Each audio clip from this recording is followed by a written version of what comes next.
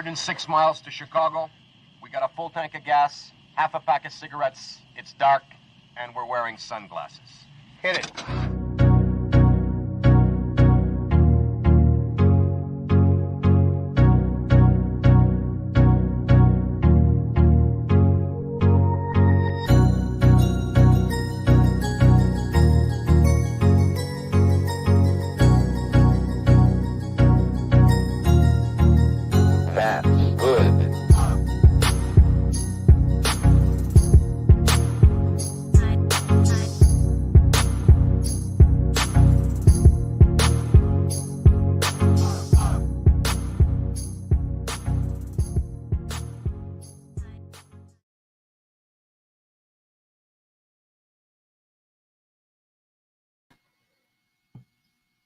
Good evening, citizens of Chicago.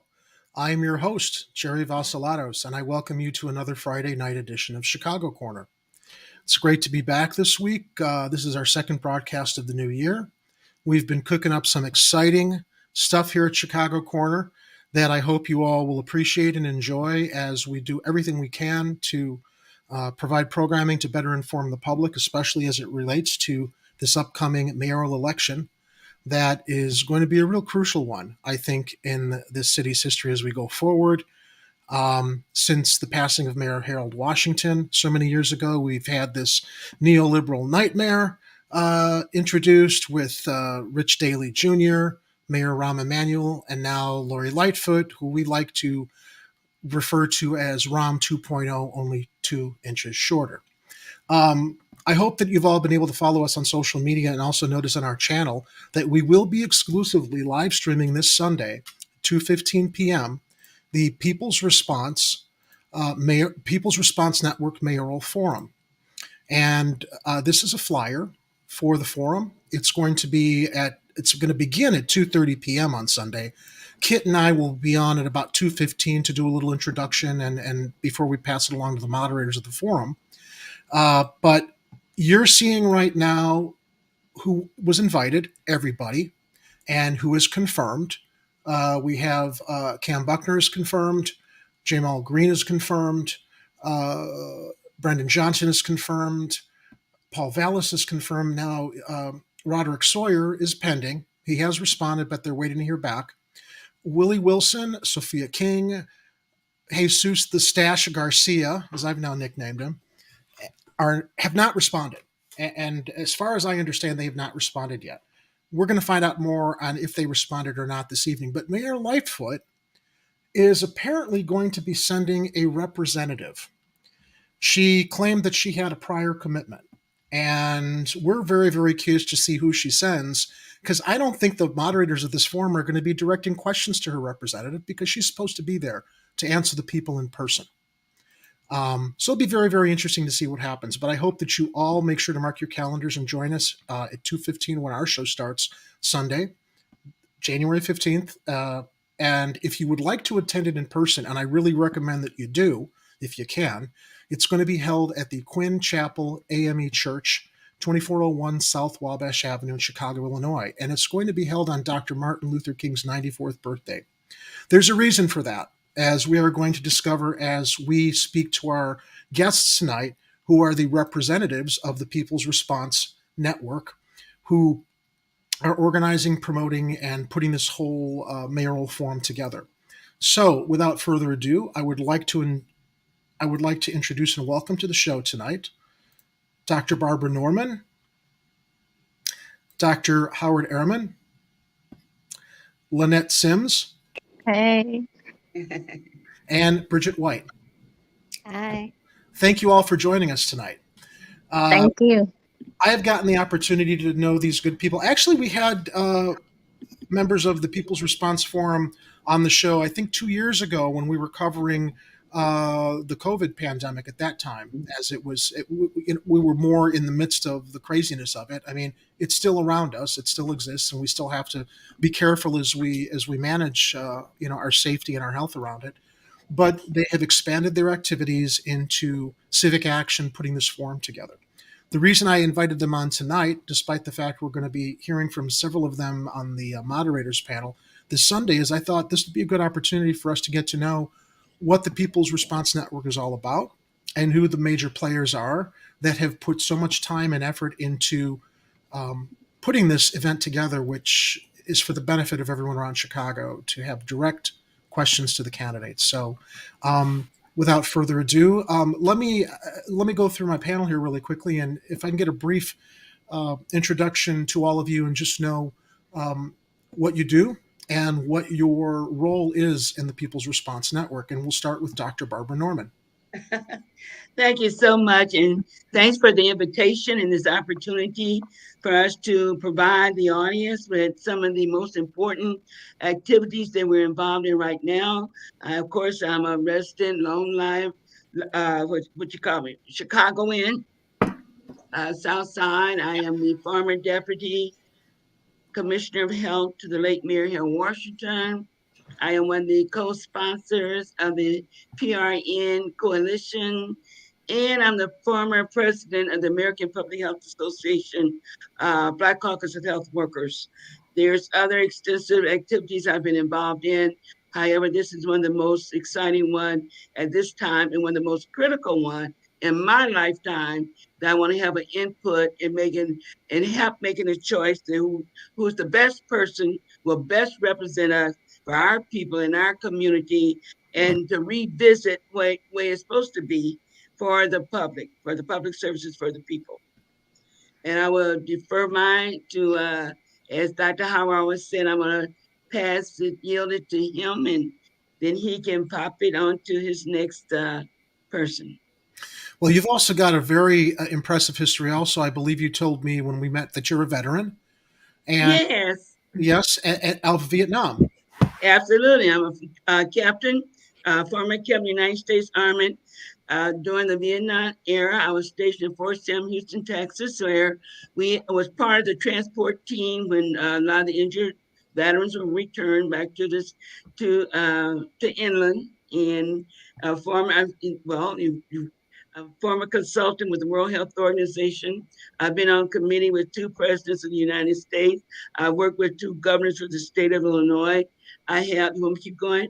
I'm a proud graduate of Dunbar Vocational High School, where I am in the Hall of Fame, and I'm a trustee at Liberty Baptist Church on 49th and King Drive, and I'm retired, of course, a senior citizen, and raised in the church. Don't give me an audience because you know how I go on and on. But I'm a defer to my younger members, Dr. Howard, Lynette, and my little sister Bridget. Dr. Norman has an impressive set of credentials. Everyone on this panel has an impressive set of credentials. But, in addition to serving Mayor Washington, you mentioned that you had the group, I don't know if it was the group or you, Dr. Norman, had prepared something during the pandemic for Mayor Light. We'll get to that. That was presented to Mayor Lightfoot, and much like the forum, there's no response. Dr. Ehrman, thank you for joining us tonight. Can you share some of your background with our audience? Is that me? I'm sorry, I'm having a hard time hearing the video. Oh, I'm sorry. Yeah. So my name's Dr. Howard Ehrman. I'm a South Sider, born and raised at 47th and Ingleside and the border of Kenwood and Oakland. I'm really very happy to be here. We really want to thank you, Jerry, and your team for everything you're doing, not just this show, but coming up on Sunday and when you first interviewed some of us, I think, a couple of years ago. So real quickly, I also worked for Mayor Washington about a year after Dr. Barbara Norman was appointed by him. I was appointed by him as the Assistant Health Commissioner under Dr. Norman. And we worked together to, I think, make some really positive changes, particularly for those parts of the city that have long been ignored before and since Mayor Washington administration. We started the People's Response Network for a very simple reason. We could see immediately by February 1st, 2020, that the way that COVID was being handled was not just a problem of President Trump, but a problem of every governor who actually had much more power of how to handle this than Trump did. Not that he didn't do a terrible job, and also every big city mayor. We had lost 100,000 public health workers before COVID, and 90 to 95% of the money, including money we have seen in FOIAs to the city of Chicago, has been privatized by every Republican and Democratic governor and mayor, including Governor Pritzker and Mayor Lightfoot. So we started this as a grassroots group. It's still a grassroots group. And I think that's plenty to say because Lynette Sims, the chairwoman of the group, and Bridget White, a major CPS parent organizer, have a lot of great things to say. Thank you for that. I'm sorry. I thought there was a comment from the live chat there that Ed was sharing. Lynette, would you like to share your background with our viewers and talk about your involvement in the People's Response Network? Sure. So my name's Lynette Sims, from the South Side. I'm a graduate of Kenwood Academy. So there we go. I'm also a graduate of Roosevelt University. Currently, I'm a home caregiver for my mom and an SEIU union member. I'm grateful for the opportunity to learn from the best, Dr. Norman and Dr. Howard, and I've been the People's Response Network chair. Oh, one more thing I forgot. I also helped to get Juneteenth passed as a city holiday, founder of the Black Remembrance Project. And we are also members of the National Juneteenth Observance Foundation. That's the foundation that got Juneteenth as a federal holiday. All right. Well, bless and you. I'll pass it to my big sister, Bridget White. Good evening, Bridget. Hi. Hello, my name is Bridget White. I am the mom of two current CPS students. That's what kind of brought me to this space because another CPS parent invited me here. I am alumni of Bogan High School. We all do we're high school we're from, but I graduated from Bogan. I also graduated from Chicago State. And I just been really hands-on ever since my two younger children. My oldest student, he was alumni of CPS as well. He's 26. So this go around, I wanted to be more hands-on since I couldn't do so with him. And once I became a part of that and just kind of seeing the changes that even just from when he was in school, lack of resources, lack of investments in the schools and just nothing changing over the years. So I'm honored to be a part of PRN because a lot of the things that were stripped from the school as far as nurses, therapists, counselors, the foods that's being served in our schools is just not right for our students, and we deserve better, especially in the Black and Brown community, which we seem to have the least resources across the board. So that's why I'm really excited about what we're doing this weekend, because I feel like this election, we can just really change and bring back the services that we've been lacking. Also, I became a community health worker during the pandemic because when I was just hearing the numbers in our community as the Black community, just leading in just all the health diseases that's it's like we got to change this. So if we can have more of us that look like us and bring those resources directly to the schools, our community, and our churches, I just wanted to be a part of that. And I work with a program called the Parent Mentor Program, where we're teaching parents about being more involved in the classroom, as well as advocating for themselves, because a lot of times parents don't know the power that they have and the changes that they can bring in the school. So we are also making sure that parents realize that, and they're just as important and their voices are needed, just like anybody else within the school system. There's clearly a lot that the People's Response Network has carried over into and beyond just you all came together during the pandemic. Is that when the group was founded? Yes. Okay. Now, when we were at the Tech Scout last, I believe it was Friday, perhaps, we were at the Quinn Chapel, and Dr. Ehrman was speaking with the pastor there. talking about what People's Response Network does. And I took Dr. Ehrman aside and I said, can you remember all that? Because I want you to be able to present to our audience all the activities you guys are involved in and doing. So I'm going to hand it over to Dr. Ehrman. He said he didn't have to memorize it or remember it because it's I guess ingrained in you and your service all the time. So Dr. Ehrman, can you tell our audience a little bit more about the People's Response Network's activities? We know that it was founded during the pandemic as a response to how the health crisis was being handled and your recommendations, but you've evolved into doing even more now. So can you tell us about the organization's history and where you're at right now, especially as it relates to this mayoral forum? Yeah, so I'm going to say some of this, and then the rest of it, I think, should be done by the other three strong people on this forum, starting with Dr. Barbara Norman, and then Lynette and Bridget. Okay. So what we did is we took an approach from the beginning of a combination of what we call real public health, science and practice of public health. And public health is real simple to understand. It's not going into a brick and mortar facility. It's going out to the people.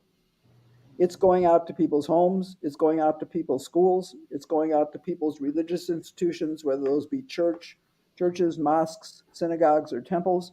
It's going out, very importantly, to people's workplaces, which the Chicago Department of Public Health and Illinois Department of Public Health and Cook County Department of Public Health all have authority over, the workplaces and the schools. And it's doing it in a way that's effective. And the only way it can be effective is that the people from those same communities that are most affected, not just by COVID, but everything else in the most racist city in the United States, have to be the one leading the effort. And so that's been our approach. We have held about 13 actual events throughout the city. These events were initially around COVID, and so we would do events to vaccinate people. For those people who want to get vaccinated, we've given away over 25,000 N95 masks and masks for smaller children in the last 3 years. We've given away thousands of tests when they became available. But we also take another approach, which we call dual power. One is to do very local things where people need it. And the other one is basically then to take on the problems in our government. And specifically, Dr. Norman, myself, joined by Lynette, and now by Bridget, have written 2 ordinances, one of which was introduced by Byron Seacher Lopez and Jeanette Taylor on March 21st of 2021. A second one, which will be introduced later this year, hopefully in the first 3 months of the year. And that's basically what we just said. It's an approach by which we have to rebuild the most devastated health department in the United States, where we went from over 2,000 employees when Dr. Norman and I were there, 57 facilities, including 19 mental health centers, to now we have 600 employees in 13 facilities. The most massive cutbacks of any health department in the country, the most closing of facilities, the most privatizing of facilities. And I'll just give one example that everybody listening and watching to this program is very familiar with. The other day, a week ago, tomorrow, Lynette Sims, the chairwoman of PRN, and myself were present in person at the live forum for the mayoral candidates where Mayor Lightfoot was.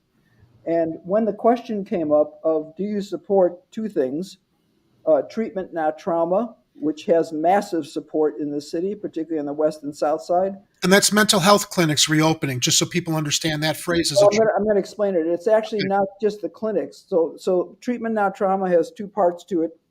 And I'm sure you probably had people on the show who are really leading that struggle. We're supporters and allies. One is to send out people with crises teams that are trained mental health workers without the Chicago Police Department. That's part number 1. This exists in Albuquerque, Denver, and many other cities. Part number 2 is to reopen at least 7 of the centers that were closed. So there were 19. Now there's 5. They're all understaffed. But what did Mayor Lightfoot toot her horn on last Saturday? She basically said, oh, we have the best mental health system we ever had. which meant she's privatized $40 million just in the last year instead of rehiring CDPH employees to do it, in a system which favors people with money, which favors the whiter neighborhoods in the city, and leaves people on the south, southwest, and west side out in the dark. So that's a little bit about what we've done. And this ordinance, very briefly, that we will introduce in the next 3 months, hopefully with several alder people, is to stop any more closing of Chicago public schools, to fill schools that are underutilized with resources that people need for community survival. And one of those resources are public health teams led by public health nurses, which Dr. Barbara Norman can elaborate better than I can, and community health workers, which Bridget White is one example of hundreds in the city of Chicago, who would go out in the way that I described at the beginning.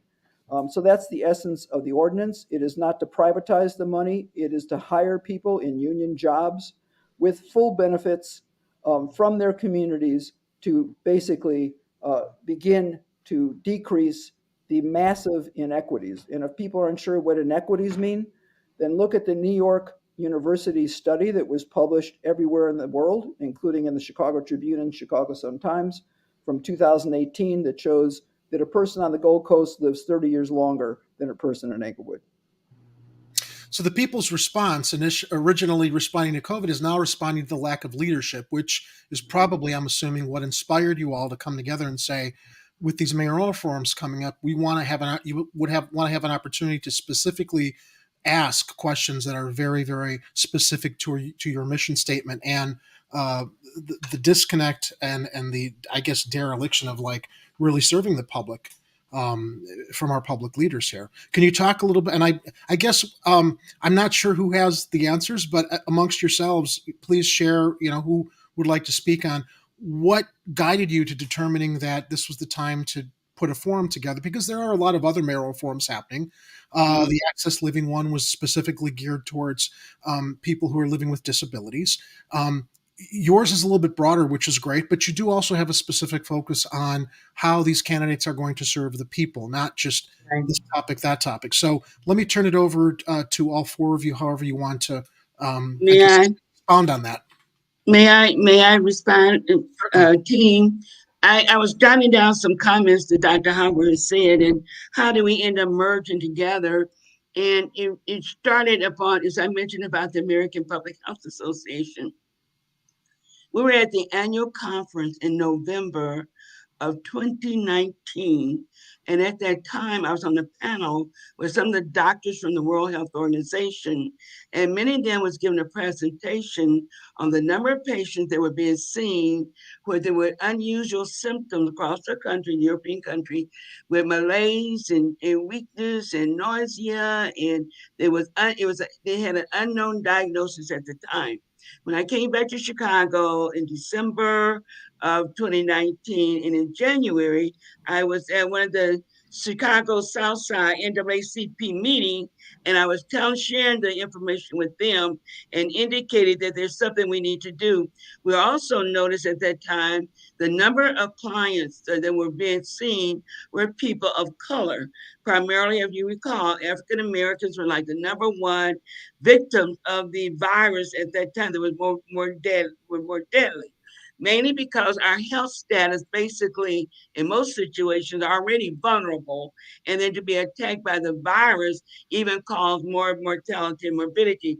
We shared that at the meeting. And then I think it was like during January, near the end of January, the first patient that was diagnosed and the virus was termed COVID, the coronavirus, and it was Chicago, was in January 2020, where the first patient was actually diagnosed with the virus. And that's how we start coordinating our efforts. And it was in a meeting where Dr. Howard was on, but he was presenting the same message that I was presenting, and we ended up on YouTube reconnecting. And the term, the acronym of PRN, and in healthcare, that means whenever necessary. Howard got the Latin word for it, and that's where the term came: people's response network from the Barbara Norman's interpretation. And from there, we took all the people responding to this global epidemic that was affecting our people. And it was during the summer or spring of 2020 when we had collectively got together, developed this ordinance that Howard was referring to. And by my background in the military, we used to call it foots in the hood or boots in the hood. So that's when we originally started the ordinance, was identifying developed a plan whereby the city could establish groups of volunteer workers paid from the community that could go to the homes to vaccinate residents within their home in order to get them to participate. Then they came out with this whole issue about fear and anxiety, and of course, trying to create confusion. And it was from that point when we presented collectively, those on this call and others, pulled the ordinance together, presented to representatives from the city, and thank goodness for for Alderman Byron Seco, took the leadership against those that was unpopular towards the ordinance and introduced it to the council, where the mayor referred it to the rules committee, which like 2 years later, the number of people that have died while our ordinance is sitting on her desk in her drawer or either on the floor somewhere. And that started the momentum when we started with the mayoral candidate and with all the candidates who entered. It was another opportunity which I shared with members. I said, this is another time when we collectively have an opportunity, which I probably won't live to see again. All of these candidates running for mayor, you know you're going to have nobody's going to get a 50+1. Nobody. So we need to identify those people that can best represent our community. One other thing before I turn it over to my colleagues is that I look at politics in this position as I look at the body. My area is infant mortality, mother and baby. The skin is your first line of defense. I know about the president, but it's your neighborhood is your first line of defense. We had to elect all the persons, an elected official, and the mayor who can be your first line of defense for your community. Housing and clothing and shelter and food, job opportunities, and on. That is what's going to help change behavior. I know. Dr. I'm Norman, pass it out to Lynette. Dr. Norman, you know, though, the reason she is unresponsive, she's got a casino and NASCAR to worry about. Yeah, well, the neighbors are dying, the children are killing each other. Yeah, I'm not making light of it, but she's got very, very misguided priorities. Clearly, is a big part of the problem. And she has, we know that she ran as a reformer. A lot of us believed she was a progressive. She got in there, and it's just more of the same old, what Rahm Emanuel started and what she's continuing. And it's not responsive to the needs of people all across the city, especially in the more vulnerable South and West Side neighborhoods. It appears that Dr. Ehrman's signal is dropping in and out. I will re-add him when he comes back into the studio, but in case people are wondering why his picture disappeared, he may be having connection issues. So I'll pop him back in as soon as I see him in the studio here. Mr. Jerry, let me say one thing to clarify to the audience. I really don't care if whichever candidate that's up there. I care about the people. Yeah. One of the best experience I have in my legacy working closely with Harold Washington, he looked at public health. He said it was for the people. So there we go. Which in public health, as his deputy sitting side by side, we sat at the table with all the executives, fire, police, school. He had public health as one of the number priority. In fact, historically, as everybody Google, it was the first time in the history of Chicago, his priority was to reduce the infant mortality rates on the city, which he did. And that model we were using to address some of the other problems that we're dealing with today. Focus on prevention, and that's going to promote the quality of life for our people. Absolutely. And I'm so glad somebody typed in the chat about schools not having soap, because as a CPS mom, seeing firsthand inside of the schools when the students even return from the pandemic, of not having soap in the bathrooms. You got half the bathrooms that don't even work inside of the schools, not having running water. I was working as a tutor at the school right before the pandemic began, and the floor that I was working on, the students had to go to the first floor or to the third floor because there was not running water in the bathroom that was on their floor.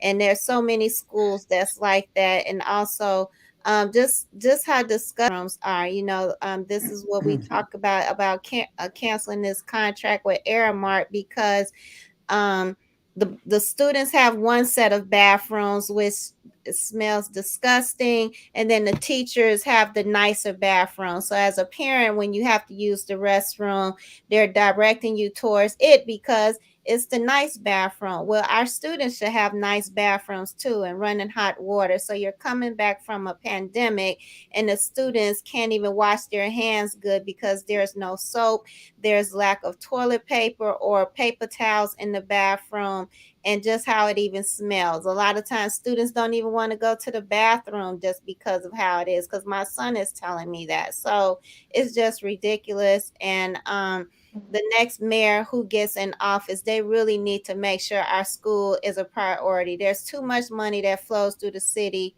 for our schools to be in the state that they're in. And they keep using, certain schools are under they need to close them because there's not enough students at the school. Well, if you're starving a school, a parent is going to do what's best for their child. If you keep starving the school and not putting the resources in it purposely, of course they're not going to have the amount of students. But if you're doing things in a fair way and making sure everybody across the board has what they need, have music, have art, have the best of reading teachers and the best of math teachers, and making sure that they're meeting certain metrics, not just keep passing students along, and then they get to high school and they still at a third grade level, but you're bragging about your graduation rates, because how many students have dropped out since the beginning of the pandemic and then up through now. So those are things that we need our next mayor to have, is to be transparent, because being on the parent board of governors at one point, and we kept asking, like, well, what's the rates of this and what's the rates of that? But as we know, CPS tries to lump everything together. And if your schools up north have a certain level of, they're at 80 and 90%, but on the south side, they're at 20%, then you're making it seem like it evens out. When no, show the stats across the board, specifically in each area, if you're going to be transparent. Don't just try to make it look good and then you're only lumping everything together to make your numbers look good. You need to show everything and then give all the resources to everybody. So that's why, again, with People Response Network, we want these questions answered. We don't want this fluff given by whoever gets in office. That includes the alderman as well as the mayor. What are you going to do for the people, and not let our schools and our community look the way that it's been for the last 20 to 30 years? It's a major undertaking to propose the forum here. Was it a collective idea, or did someone propose it and then you realized the channels you had to navigate to make it happen? So this was originally Dr. Norman's idea, but we all voted and said this was an awesome idea, and been working diligently to make it come into fruition. We think it's important that Chicagoans really, have a voice in the say. This is a time to do it. They're asking for our votes. It's very hard to get a response when they're in office. So it's up to us to have our demands to say, hey, what are you going to do for us? And that was the title of our flyer. Hey, what are you going to do for us? Well, what a perfect opportunity too, in hosting and coordinating and organizing this forum. You've got them all in a captive spot where you can make sure they have to answer your questions and the concerns there. Dr. Ehrman. Yeah, thank you. And I'm sure my three sisters here have a lot more to say about this.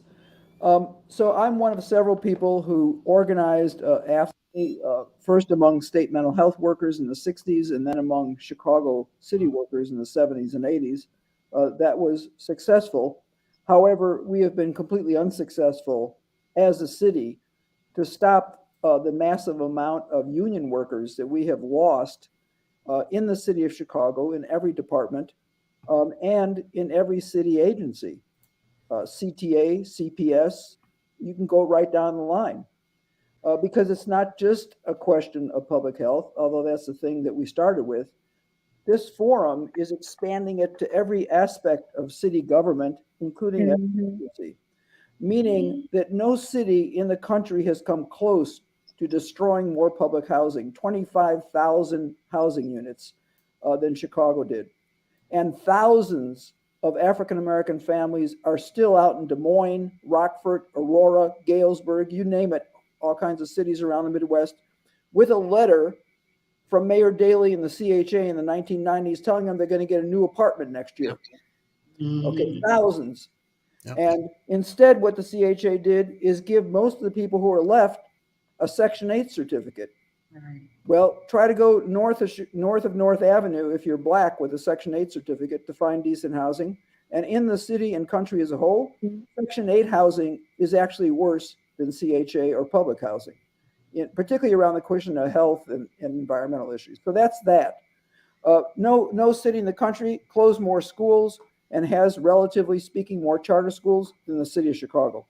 Okay, we had the first African-American woman who was the head of a teachers union in the history of the United States, Jackie Vaughn. And by the year 1999, 49% of Chicago teachers were Black. Now we're down to 17%. Oh, I didn't know. Half of the number of Black students that are left in the system. Okay, so there's been a complete, it's not a conspiracy, it's a plan of gentrification and pushing Black and now brown families with the highest property tax increase in the history of Chicago this last month out of Chicago. That's the plan, and it's been very well implemented. We had the greatest bus cuts in the history of the United States in 1997. 20% of CTA bus service, primarily in Black and brown neighborhoods, was cut and never restored. In 1998, the overnight service on what's now the green line, the pink line, and the brown line were cut and never restored. And that's in addition to what we said about public health. So this forum is the beginning, as my big sister, Dr. Norman, says, of a massive people's movement that we're not going to stop. Meaning that it's the idea that now people have to say, what happened to our money? What happened to the jobs? And we want them back. We want public union jobs and public services in those neighborhoods in particular that need it the most. And this speaks to the significance also of having the forum on Dr. Martin Luther King Jr.'s birthday in regards to his service and his vision and his mission when he was alive to serve unions and the people. Can you expound a bit on how that all came together? I mean, I know that you had another venue selected that they had a water pipe issue, and then you got the Quinn Chapel, and it's like, how much more perfect could that be? Since Dr. King spoke there, and there's a lot of history. So would you like to share some of that with our viewers? Lynette, you can get that one. That relevant. Sure. So Dr. King died fighting for the conditions of Memphis sanitation workers in 1968, who were 1,300 men fighting for a livable wage and workers' rights.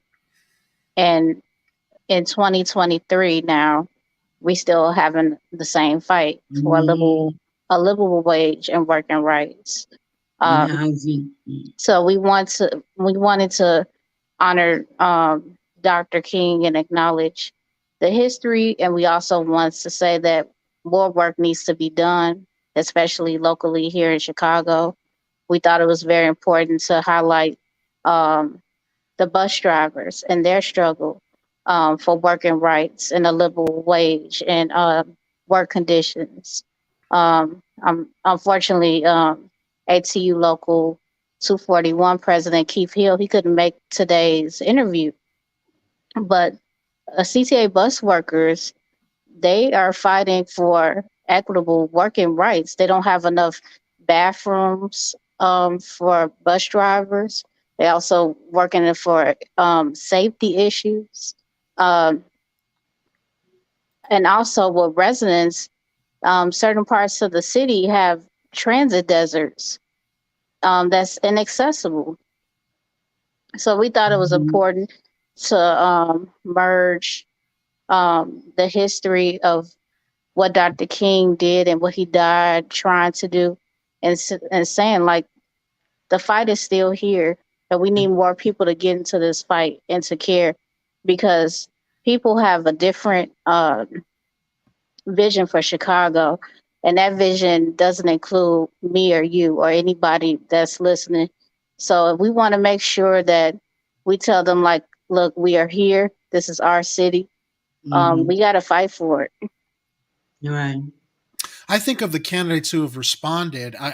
One of the things that's impressed me about prior mayoral forums is, aside from Congressman Garcia and Lori Lightfoot, and I will also lump into that Paul Vallis, it does seem that many of the candidates not only have a similar vision, but there's no acrimony. They want to do everything we're talking about here and serving the people. And I think that will really be spotlighted when you present these questions to them, to really hear not only from what they're looking at from their vision forward, but their prior service that I think contributes to their mission and stepping up, to try to provide the leadership that is so sorely lacking right now. Now, the Quinn Chapel was also the site of the Underground Railroad, I understand. Yes. Yes. It was also the site of the Underground Railroad, and also Reverend Troy Venning. He told us an unknown history fact about the church. Dr. King actually spoke at Quinn Chapel, AME, when he was in Chicago. So, well, I mean, what a great way to commemorate and honor the legacy of Dr. King, especially in relation to the most hyper-segregated city in the nation right now. And all of these disparities amongst classes. We saw on a national level what happened when the railway workers union was betrayed by our Congress. And I clearly, not to go off on a tangent, I don't see any big difference right now between either party. I think that I really think we have a left in this country. I think we have right of center and, forgive my language, batshit crazy extremism to the right. And we need to really figure out how do we find the candidate? How do we balance that out? Because they're all taking money from the same donors.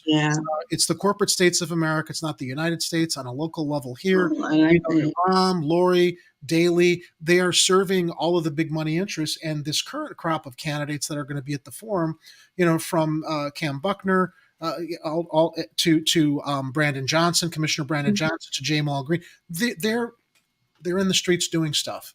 That's why I think it's encouraging, and I'm really, really hoping,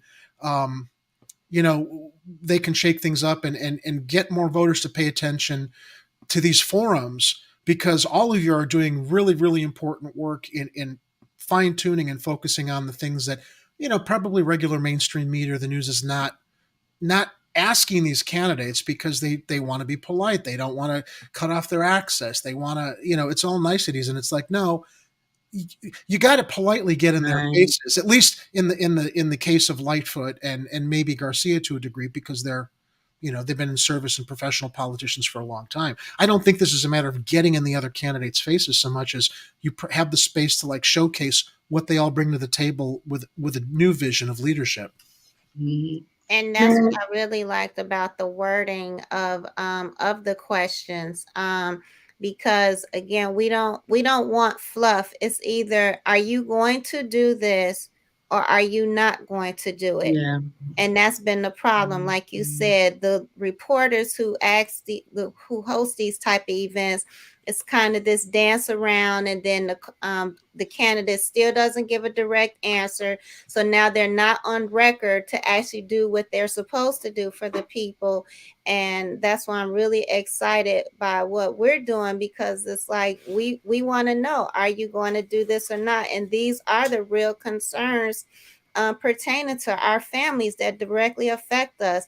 housing, a good education. All of these things are tied to quality of life, mental health, the violence that's going on in the city. Are you going to put resources in for our students as opposed to just hiring more police? Because if you put resources in that's proactive and actually deal with some of the mental health issues that's happening to the students, to their parents at home, then you don't have to talk about just always hiring police, because now that's being reactive and a lot of times not in a good way. So we want to know, are these things you're going to stand up for the people for and make sure that you're providing what we really need to have a better quality of life? And that's what we want at the end of the day. Well, your panel was very accommodating in allowing or considering some questions from our audience. We have collected what we irreverently call the Chicago Corner Manifesto. Yeah. It's like all the people's demands. And when I was at one of your planning, well, at the Tech Scout and also in the Zoom meeting, and you were talking about the questions that were going to be selected, hopefully, thankfully, at least one question will make it into the forum there on behalf of having collected from our audience. But how did you determine what the other questions were going to be, and how did you determine what the questions were going to be, and where did you collect them from? If I understand it, there's been some reach out to different organizations, but talk about that process of like how you want to really properly represent all factions, as you only have a limited amount of time to get the candidates. I'm going to try to interject something here, and then I'll go back to Howard, Lynette, and Bridget. We have a vision. People Response Network is not out here. We have a vision. We have a vision of programs and services that can help reduce our problem and increase the quality of life. And they're really very basic. My area, as I indicated, was infant mortality and OB. I was the director of OB-GYN at Cook County Hospital during the times when babies were born there, where a lot of our mothers couldn't go to the hospital. Most of those mothers delivered at Cook County. There was time I made rounds around the newborn nursery where I shared with some of the other members here. When I would look at these babies, they're like hundreds in the crib, 10 in a line. Only time they look equal with these little babies. You may have heard me talk about the story, little blue in their little blue blankets and the little pink blankets, and I would look brand new. They're brand new. This before all the social media.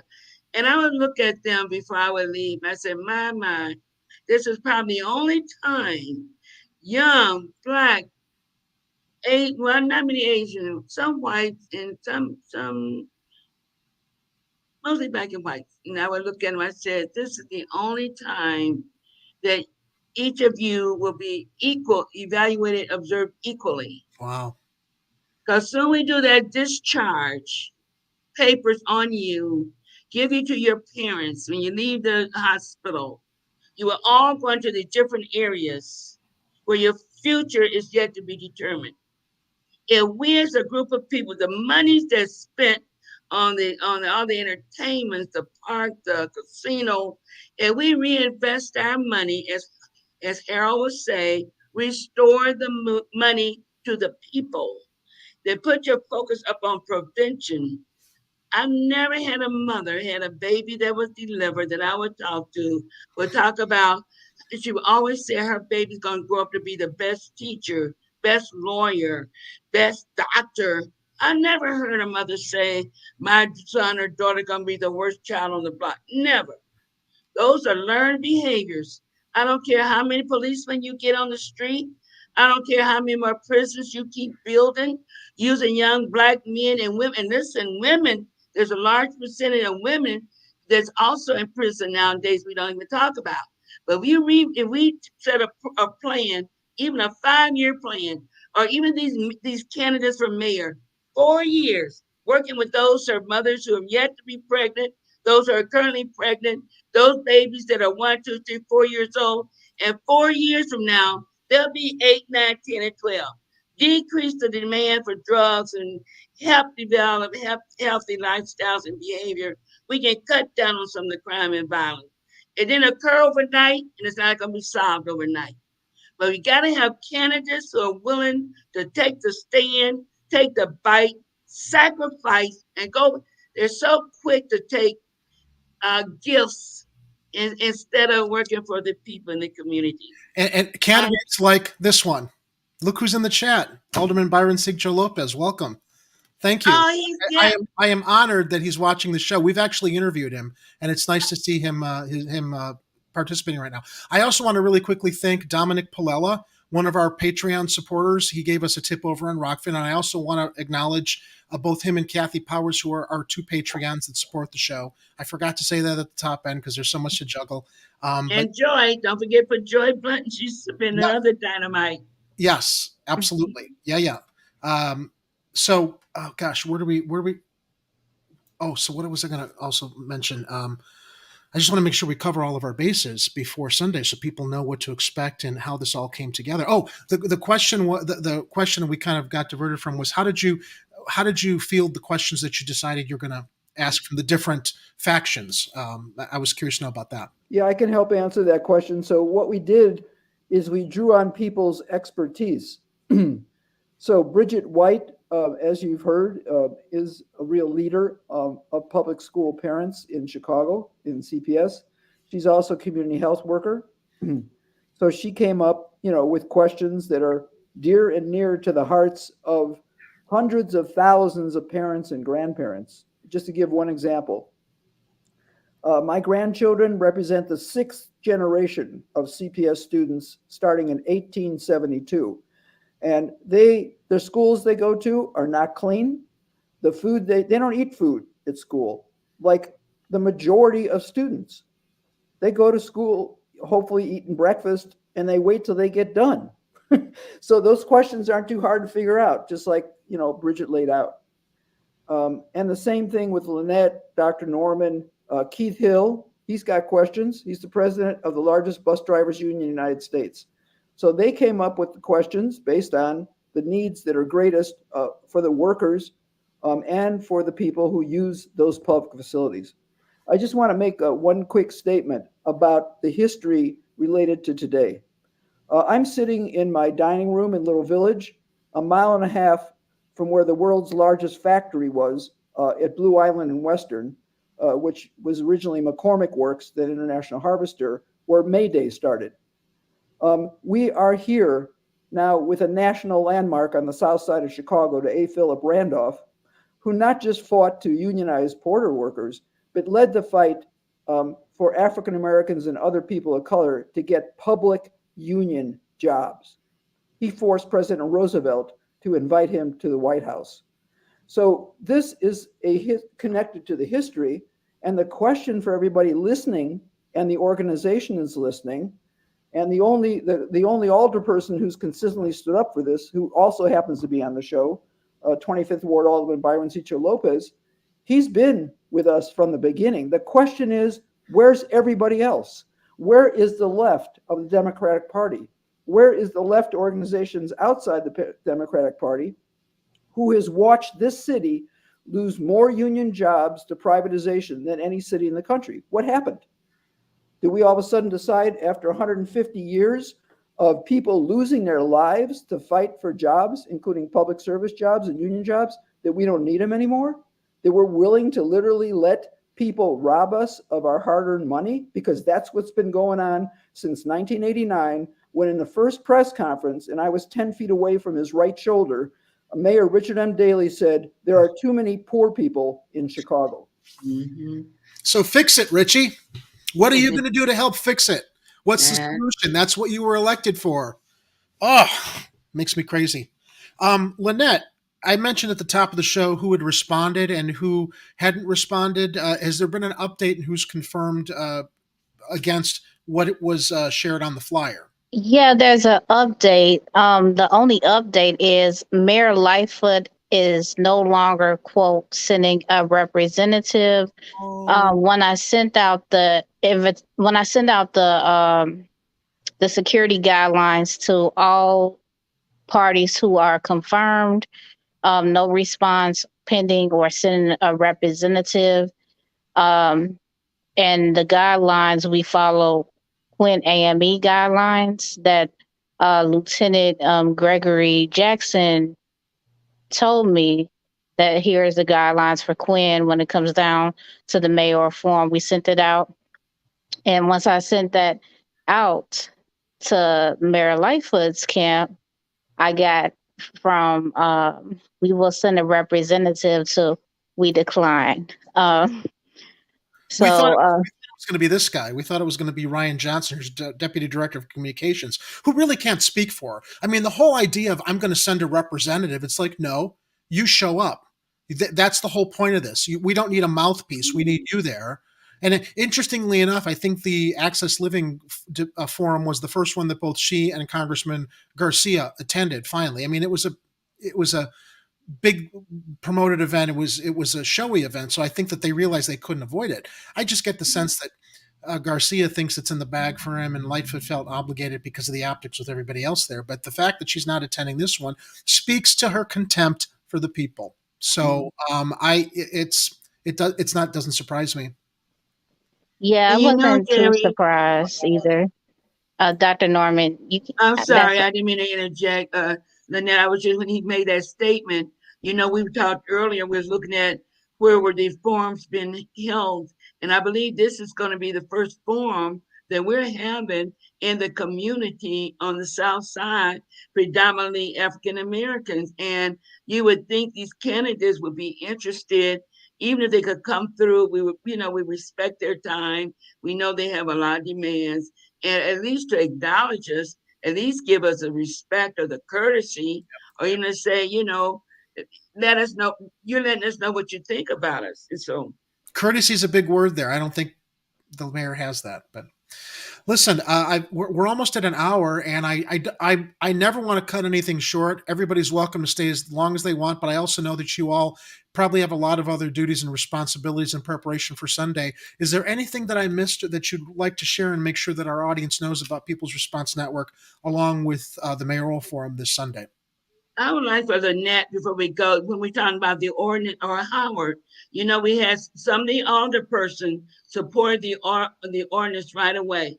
Byron took the lead on he took the hit. And I know that they jeopardized him on it, but he stood up. I know Jeanette Taylor was one of the others. None of the others, Lynette, Howard, you guys know better than I do. I can't I wanted to give remember. a shout out. Yeah, I can't remember all the names, but I know 33rd Ward Alderwoman, I forget her name, I'm sorry. She supports it, of course, and also Alderwoman Maria Haddon has That's been right. a great supporter of our ordinance and the work that we have done. So I definitely want to shout Alderwoman of the 33rd Ward and Alderwoman Rosanna Haddon. Rodriguez, is that her name? Yes. Rosanna Rodriguez. Rosanna Rodriguez. Yeah, I'm sorry. It's just been a long day with I know. planning I should have. and getting ready for Okay, there's Sunday. Joyce, Carlos, Rosanna, Maria, Matt, Andrea. Okay, leave it to Joy. Boy, she be Joy's on on it. the case. She's dynamite. If I could just say one other thing, Jerry, because unfortunately I have a patient calling me. I've got to leave. Just real quickly, I think that the way any good piece of legislation is going to be passed in this city, in this state, in this country is very simple. The way it's always been passed, and that is you have to build a people's movement. Dr. King and Rosa Parks didn't start by writing a piece of legislation. They built a mass movement. Cesar Chavez didn't start by writing a piece of legislation. So that's what we're doing here. We're building a mass movement. We also happen to have, I think, a good piece of legislation. So what has to happen with this, with treatment, not trauma, is that every elected official has to feel the heat of the people. That's what Sunday is about, in every other forum and thing we do. People will feel the heat of the people. We have more people running for alder people who've left office than any time in history. So we have to take advantage of that. But whatever happens February 28th and in April, we keep going, and we're going to build more heat of the people. Right. Well, Dr. Herman, I thank you so much for your efforts. And there he goes. He had to respond to his. He said I have to go. With that, whoosh. I know that some of the I think all of the questions had been circulated in the PRN network email chain. I didn't get a chance to really look at it in detail, but I was curious to know: do any of them deal? Before I go into that, I hope you all tune in as much as you can to us on Tuesdays and Fridays, because everything you're talking about is everything we're talking about on the show. All these issues, Okay. especially when it came to the CHA giving away the land, the affordable housing. It's like we were reporting and talking about that. All of these issues, which is what makes this a real privilege to participate in this, is that you're speaking to the choir. This is everything we're talking about, trying to shed light on here on the show. But the question I had was in response to the homeless crisis, dare I say epidemic, with people sleeping in tents and under bridges because of the lack of affordable housing. Do any of the questions, are any of the questions related to that? I know affordable housing is an issue, but Yeah. it just seems that with all of the vacant buildings across the city, Yes. Mayor had $25 million to retrofit this school on the south side for migrants, which I think is a very noble thing. But it's like you had $25 million for that in this last minute because of the optics. How could you not come up with $25 million to retrofit a building to house people who are sleeping under bridges and in tents and in parks during our cold Chicago winters? For You know, years. Yeah. So we do have one question that's addressing public land and CHA land use. We also encourage audience members, if they would like additional questions, to feel free to, those who are able to come, write their question on the index card, and we can ask the candidates for the audience. Also, what you just said just brought in mind the Bring Chicago Home Ordinance. The fact that it's 65,000 Chicagoans that's homeless. That can be another ward, and that is actually a brilliant idea. Yes. Carve Yeah. on board and put money into it and redevelop it and create housing, support mental health, jobs programs. For those that want help. And I do think, I also understand that, people who are in that situation don't want to be told what to do. So great. Don't tell them what to do, but provide the means by which they finally have a place that they can go to get that support that they need. And hopefully, if it's there, they realize they can go and manage participating on their own terms with their own dignity. Right. Yeah, I've been like in support of the Bring Chicago Home Ordinance and the efforts that housing activists have been trying to do around that ordinance. And Mayor Lightfoot and other aldermen didn't even bother to show up, so they didn't even have a quorum about the Bring Chicago Home Ordinance addressing providing funding to address housing. Didn't even bother to show up, didn't even want to hear the people who helped to organize their comments. Yeah. The disrespect that, Mayor Lightfoot and other alder have treated their constituents is unforgivable.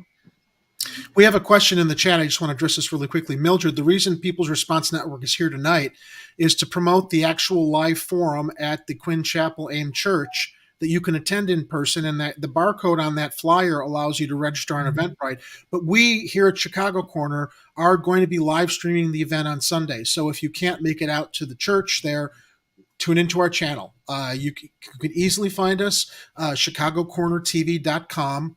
This YouTube stream will be going to our website. You can also find it here on YouTube. I just figured it would be easier to share chicagocornertv.com because it's easier to remember, and it'll be right there at the top. Then go to YouTube and do the search. And that's how we're going to be able to support and make sure everybody across the city that can't be there in person to participate or ask a question can see the responses from all of the different candidates. Jerry, I want to interject when Lynette was talking, when you're talking about the ordinance. One of the things that I'm also a strong proponent of is revisiting, putting the trades back in the schools and having these programs back in the community where individuals who want to pursue those careers can do so and have developed careers for themselves. They become now self-sustainable and economically sufficient. Until we go back and address the needs of the people in the neighborhood, in the community, as far as we're dealing with the violence and the crime that we're not going to be able to address that effectively until we get back to the basics. And that's one way, as my mother said, keep you busy. And I Keep and you I having agree something with to do. and I agree with Dr. Norma with that. Some of these trades that I do happen to see on the internet, they're way out somewhere. They're not even Yeah. located in our community. So to put these back in our schools, even in our churches, partner with our churches to train our youth and train families in the community. Another program that I work with, the Youth Wellness Program, that's connected with University of Illinois Chicago Urbana. That's why I'm excited with working with that too, because this past summer we trained ages 13 to 21 about becoming community health workers and community science. So the community health workers, of course, is pertaining to the health fields, making sure that the students work in the community so that those in the community see somebody reflective of them. The community science piece is to what we're doing right now is teaching the students about voting, civics, and learning that piece of it. What does the legislation side mean, so that they can pick up the torch next? Because thank God we do have a Dr. Norman and a Dr. Howard that's willing to still stay in this fight. But we need our young people to pick this up as well too, because the stronger the fight can be, becomes now you have this age group, this middle group, and then these young people, and then that's how much stronger the force can be of getting the things that's really needed in our communities. Ladies, I have one other question that I guess was submitted over on our Rockfin channel, because we simulcast here on YouTube and on Rockfin. And there's another chat window there that I'm not able to see, but luckily Ed was able to direct me to a question from our patron, Dominic Palella. Dominic has a website called independentvoterparty.org, and I'm going to pop it up here real quick. Dominic is very committed to holding candidates accountable and responsible by means of the question that he poses here for our panel. Do any of the questions for the forum address the question of how candidates communicate with their constituents? For example, how will the candidates involve the citizens in how their tax money will be spent in the city budget? How many Chicago voters will they contact to learn how much should be allocated for mental health, school funding, and other matters? Dominic's website is specifically geared towards getting candidates to pledge that they will reach out to their constituents and actually, by nature of posting on their website or on their social media, where the opportunities are to meet the constituents after they're in office, to hold them accountable beyond the promises that they make during their time on the campaign trail. And maybe that's a question to add if there's time for it. And I can certainly copy and paste it and send it to you via email. But what are your thoughts on that proposal? I think his proposal is important, but our forum is kind of just based on public jobs and services and that spectrum. But communication from constituents and to elected officials is very important. We just didn't have enough space allocated to address that. But thank him for his concern. Yeah. Certainly. And there'll be other opportunities. I mean, we've been talking about this on our show also as it relates to his website, and we want to, I think we also have that integrated in our Chicago Corner manifesto. I was talking with Dominic not too long ago about adding it there and also helping guide people to his website, because it's very important to be able to figure out how do you hold them accountable if they don't pledge ahead of time that they're going to have an open ear and they're going to provide the opportunities for communication to actually see what they follow through on. So, and we're hoping to have follow-up forums. So that might be a possibility of possibly using that format, depending on what Dr. Norman and the rest of the team decides. I just want to say that's not the issue. They got all kind of website and emails and supposed to be for their constituents. The problem is they don't answer. Yeah. And we have been trying for 2 or 3 weeks. Now they come out when it's time to vote, or they right now in my mailbox, I got all kind of pretty color-coded handout flyers about candidate. They're slick. They 2 and 3 colors. You know how expensive that is to Yep. duplicate Yeah. and Oh, publish sure. that, and have some of them I don't even recognize, never heard of. Some of them I've been over here over 22, 23 years, and you can go on and on. That's not the question. Is how are the candidates, are the elected officials gonna pledge to meet their responsibility and meet with those constituents so that we can bring them those concerns. All Well, right, I'm done. our audience, you can all find the People's Response Network on Facebook, and it's People's Response Network 2 COVID. Can you also tell our viewers beyond the forum this Sunday where else they can find you? Share all your social media. Unfortunately, I didn't have a chance to compile it all, but where can people find you? I know that it's also on the flyer. It was in your press release for those that might want to become part of your coalition and participate, and also know about your future activities that you're planning. Sure. So I got to give a shout out to Joy. Joy has been responsible for the People's Response Network's social media apparatus. She created our Twitter account, so we are on Twitter. She also has created an Eventbrite for our general meetings and created the Eventbrite for our mayoral candidate forum for people to RSVP. If people find us on Twitter, they can send like a DM asking about meetings, and we can send them the Eventbrite that they can register, and then you'll always have the Zoom link to join us every Wednesday, 6 p.m. Central Standard Time via Zoom. Very good. And I also just put the information in the private chat. I don't know if there's a way to. Yeah, I can copy and paste it from there. Got it. Let me copy and paste it. Thank you for that. Yes, thank you, Bridget. Carry it over here. Hopefully we won't be limited in how much we can post in the chat, but I'll break it up if I have to. Let's see here. All right, that is out there. Yeah, it seemed to put the whole thing in there and all complete. Oh, good. Thank you. Before closing, let's remember the focus of our forum and our vision and our mission. Our mission is to reverse and stop elected officials privatizing public dollars that have been designated to go to the people within the community. I'm requesting that we hold them to the fire, and we to right now to ask each one, where did the dollars go for the COVID? Where did all that federal dollars go? Where did all the state level monies go? If that was the case, then we would not have some of the same problems we continue to repeat. And then they're privatizing the dollars, giving it to big business and corporations who don't even live in the area and really don't give a doggone about what we do and how we survive. Mm-hmm. I agree. Giving it to their friends. I had teased before the show that I had a video from City Council here of how she responded to someone who was there to speak on all the people's behalf, not specifically to your group, but oh darn! I wish this video would load. It looks like it was. It will. Yeah, it'll just take a moment here. While we're waiting, anything else that you wish to share? I would just add. Of course.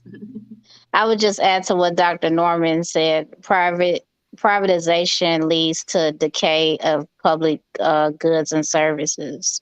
And as we saw with Chicago Public Schools, and as we saw with Chicago Department of Public Health response to COVID, as examples, privatization leads to decay of public goods and services. Yeah. That's why we had to stop it. All right, looks like the video's ready to play here. I hope the sound comes through. Sometimes we have a browser issue. Here we go. You hear it? I see it moving, but I don't hear anything. Turn the sound up. I think Ed's got it queued up. Thanks, Ed. And you denied us a vote. There you go. But we aren't done. We're going to keep fighting until the December 11th deadline to get this on the ballot. We're going to keep fighting beyond then to make sure that every Chicagoan has the housing and the services they need to thrive in this city. We can still do that if we come together. She's completely disconnected. No interest. We just need you to agree to Looking meet with us. down. That's It won't be contempt for her easy. constituents. Yeah. We are willing to Wow. do this work. There's Jim Are you? Gardner. I just got a whiff of sulfur. Down the democratic Yeah, process well, and denied that's us a vote. But we aren't done. We're going to keep fighting until the December 11th deadline to get this on the ballot. We're going to keep fighting beyond then to make sure that every Chicagoan has the housing and the services they need to thrive in this city. Mhm. We can still do that if we come together right now, Madam Mayor. We can work All this right. out. We just need you to agree to meet with us. It won't be easy. We are willing to do this work. Are you? Well, like I've been Democratic saying process to is folks important. pertaining to these forums, because as we've seen, there's like a ton of forums, and I think people are just tired of being sick and tired. So you have so many that's holding them, and just like what the flyer shows, I've told them, you know what, the ones who showing up to the forums, that's who you really need to pay attention to, because That's that's right. volume of the ones who's running, of what they think of you, of coming in That's right. in your own communities. Mm-hmm. absolutely. Well, ladies, thank you Those so who's much. from the community. Yes. The information is there. You can find it on their social media. We're going to be posting before Sunday on Chicago Corner social media. Remind everybody where to find it. It should already pop up in everybody's YouTube feeds, as far as it's an event that's programmed that is upcoming. Ladies, thank you so much for joining us. I also want to thank Dr. Ehrman, who had to cut out early. But this Right. was a great conversation, and I look forward to having you all on the show again. And, you know, I think that you're going to have a very successful event Sunday, and hopefully we'll be able to put on another follow-up event where more people can participate and contribute more questions, and we can get more out of the candidates, and maybe Lightfoot will show up, or Garcia, to answer these important questions before the election at the end of February. Thank And you thank so you much, for Jerry. inviting us and giving us this time. And tell the young man who just presented, we need to get his info so we can do some things together as well. Now, I don't know who that was. It was on Twitter. I'm sure maybe there's a way to find out who took that video and which group he's affiliated with. But, you know, shout outs to him for having the courage to go up there and Yeah. Yeah. that's what we all got to do. Thanks again. Take care. Thanks, my team. We collectively part of a team, and all the others who are not with us on your show tonight, who also participate, like Neil and Paul, Kathy. You know, we can go all the way down the line, who's been very helpful in getting this forum together. Well, Kathy told me about it, and Kathy's a big part of the show. She's always tuned in, and she's also always participating in the chat. So when she Yeah. told us that you guys were doing this, I'm like, how can we help? How can we and that's what, you know, got us together to be able to share it, share the live stream also so people could see it. So Oh, great. Good. ladies, Thank have a you. safe weekend. I will see you all Sunday, and thank you for all that you do. Thank Thank you, you. and good night. God bless you. Stay safe. You too. All right. So there you have it, everybody. You can RSVP to the forum on Eventbrite. There's a link there in the live chat. Yes, Joy, and I want to thank Joy, and I want to thank Kathy Powers and everybody. Now we have another question from Dominic. One question to ask is, will any of our mainstream media will show up for this event? So, good question, Dominic. The press release went out this week to all media across Chicago. Whether or not they show up is going to be up to them. I do think that when media is alerted that there are forums, they showed up to the Access Living one. And, you know, hopefully they will have gotten word about this forum coming up on Sunday in enough time. I think that they will. I mean, why wouldn't they? But if they don't, it's going to be here. See the little sign in the corner? It's going to be here. Everybody can tune in and watch it. We see this as a great opportunity to be able to spread more information, share more information. Certainly it helps get eyes on Chicago Corner for all of the civic activism that we are involved in doing here, to also spread news and information and analyze and comment on things. Because as I say so many times with my good friend, Mr. Edward Heller, we're not journalists. We're just big mouths who have a platform to share our opinions that are based on the facts that we disseminate. Let's not sell ourselves short, Jerry. We are the biggest mouths. You better believe it. That was a great panel. And Joy, thank you for helping facilitate this. It was great conversation. So Ed, thank you for managing the board. As you saw, I don't know what's up with my browser deciding when it wants to run sound or not, but I'm glad you could get that tweet up because I told him about it before the show. I'm like, you got to see what this. She's just not even looking. She just doesn't care. She's just she was sitting there and she was writing something. I wonder if she was like writing thank you cards to her her big. Well, you know, Jerry. Jerry, sometimes, Jerry, I just have to sit at my desk and read my things. And, you know, city council is also my time. It's not just the city council's and the people's time. No, sir. No, sir. No, sir. You will stop speaking. You will stop speaking. You're full of crap. And that's the nicest thing that I can say.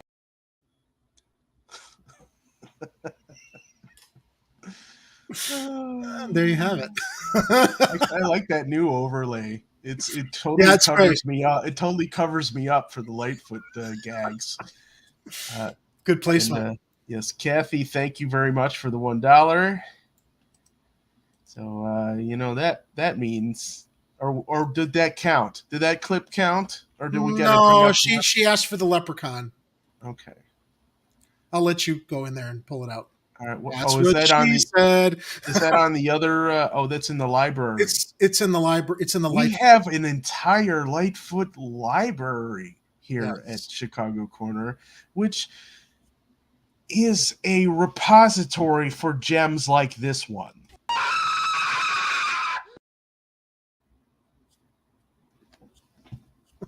That's what $1 tip gets you. Lori Leprechaun, the cosplaying mayor of Chicago, the con.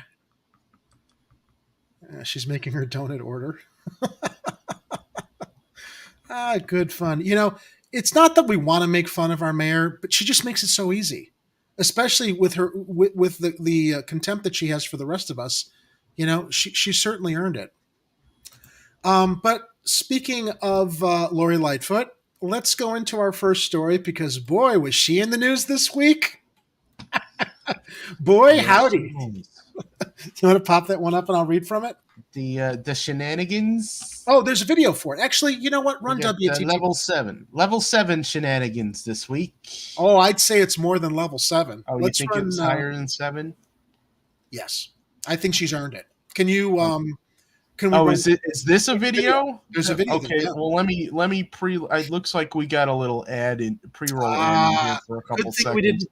Good thing the screen wasn't up so we can wait for that to play out. Very good. All right, hold on. All right, we got our good old friend Paris at Chicago Tonight. I like Paris. Paris is a real journalist. Actually, I've had some interactions with him during a previous mayoral campaign that was interesting. Good guy. Okay. All right, let's see if this thing works.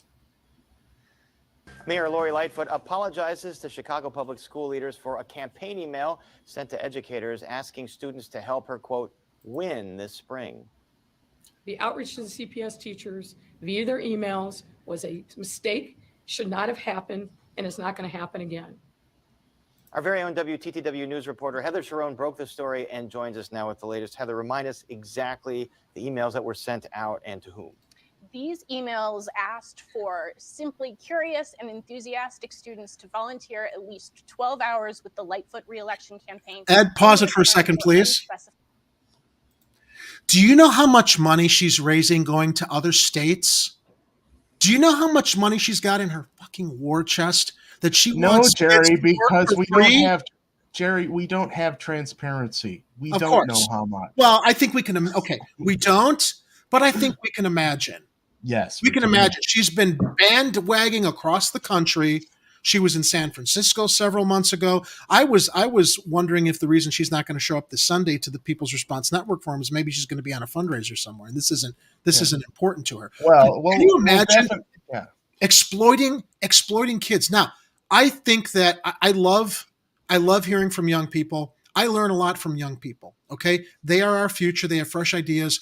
However, a lot of young people do not have the cynicism and the experience we have to know what an absolute sociopathic malignant sociopath that she is, to rely on the fact that these kids really don't understand politics, that she's been a celebrity these past 2 years, dancing during COVID with her stern, meme of her telling people to stay indoors. The celebrity's gone to her head, that she thinks that she can bamboozle kids into working for her for free. And now she's also throwing, I guess, what did she say? Well, this might come out in the video, but she referenced, well, this was, they had a young campaign worker who put this out. She won't even take responsibility as the mayor that this, whoever put it out there, that is she that disconnected from her campaign to say, no, we can't do that. That's not ethical. She's throwing the young campaign worker under the bus and not even taking accountability for what happened. Which is, and besides that being a complete cop out, it's also an unfair characterization, because this isn't something that just happened. They were doing this back in August or September, trying to get the CPS on board with this, and then they just added on the thing about the reimbursement or whatever it was. It's credit. It's class credit. Class credit. Pay the students and let them put the service on their resume. Art says this was a blatant, and it was a blatant attempt to get, let's call it what it is, slave labor. Because most internships are supposed to provide a service to the interns who are in college. If you're going to get college credit, school credit, you need to be learning something on the job, and that's not helping her win. So this is slave labor. This was a blatant attempt to get slave labor out of poverty-stricken students looking to desperately graduate, who also don't understand that for all of her pandering to the Black and brown community, she doesn't have their interests at heart. She never has. She never will. Just like Emmanuel before her and Daley before him. We saw this when she went down to that church on the south side to send out residents in that neighborhood to go collect her petitions. I'm like, these people are so bless their hearts how trusting that they are, to not understand how that she was exploiting and using them to go collect her petitions, because their community is one of the communities that's completely left behind. Yeah, well, and it's not exactly uncharacteristic of other politicians either. I mean, it's the game a lot of politicians, especially Democratic Party, do, is that they get people who they either consider loyal supporters or people who they think are going to support them, and they talk them into doing a whole bunch of volunteer stuff on behalf of them with very little actual intent on doing anything once they get in office. Of course not. Or reelected. I love what Lainey says here. The law is very clear on the issue of unpaid interns. And speaking to Arturo here, yeah, there's no campaign worker that Lightfoot stands by because she made a mistake. It was Lightfoot's idea, and she's making someone step up to take the blame. What do you want to bet that's what really happened behind the scenes? He also goes on to say, yeah, I got to agree with you, buddy. Lightfoot is a master at not taking the blame for her incompetence. Absolutely. And here, yeah, we were there, even though sadly our video and actually we had video, but our audio failed in the wind there. When she went to that church in Austin to get petition signed, she was dressed like a gangster. She wasn't as well put together as she is for her donors when she runs across the country to collect donations there from people who have really no interest in our city other than, I don't know, the tax breaks and deals that they're going to get if they donate to her campaign and bring business here. Yeah, and completely aside from her politics, her wardrobe, it's all over the place. Sometimes it's like, the collecting ballot signatures, gangster in sweat in a jogging outfit out situation. Other times she's dressed to the nines usually when she's out with Amy. And then other times it's the city council thing where it's I don't know if they have an extra baggie, but see, she seems to have her tailor order extra baggie. And I'm like, why are you doing that to yourself? I don't know. Well, because she looks like she's dressed like a bag of potatoes, but yeah. Well, that's just me delving into my version of completely irrelevant The View style commentary just for entertainment purposes. We can get back into into the video, but let me also comment on Kathy's comment. How can she manage the city when she can't even manage her campaign properly? I'll go one further, Kathy. How can she manage the city when she can't manage her wardrobe properly? All right, play the rest of it. All right. But first, Kathy says, I've never seen her dressed in the nights. Okay, 8.5s. All right, dressed to the 8.5s. All right, let's see what more is in the video. There is, and we have more content on this story too. Yeah. So, we got plenty. We got a mother load. Class credit. Not only did they go to an unspecified number of Chicago Public Schools teachers, we reported today that they also went to teachers at the city colleges of Chicago twice. First in August, then again this week. After that first. Yeah, first in August. So this is like something she's known about since August. Email batch in August, the city colleges admonished the Lightfoot campaign and purged those emails from their system. So she doubled down. The Lightfoot campaign sent more emails. So she doubled down. Her campaign. And she's going to blame it on the intern. Yeah. Right. The intern the intern. Go on. I should just bring that tweet up. Yeah, please. Actually, I was trying to cue it also. I should. No, you got it. Okay, I got a tweet from Johnny Ballou, who took a screenshot of Gregory Pratt, he's a Chicago Tribune writer who Lori quote unquote loves. And it says new Lightfoot's campaign says. Oh wait, actually, let me read my version of that quote. Yeah, I actually quoted her voice. Okay. And we probably should bring her overlay up. I got it. Okay. You go ahead and get yourself queued up, buddy. Get the pipe started. Okay. Out of an abundance of caution, we're going to stop doing that unethical thing you caught us doing.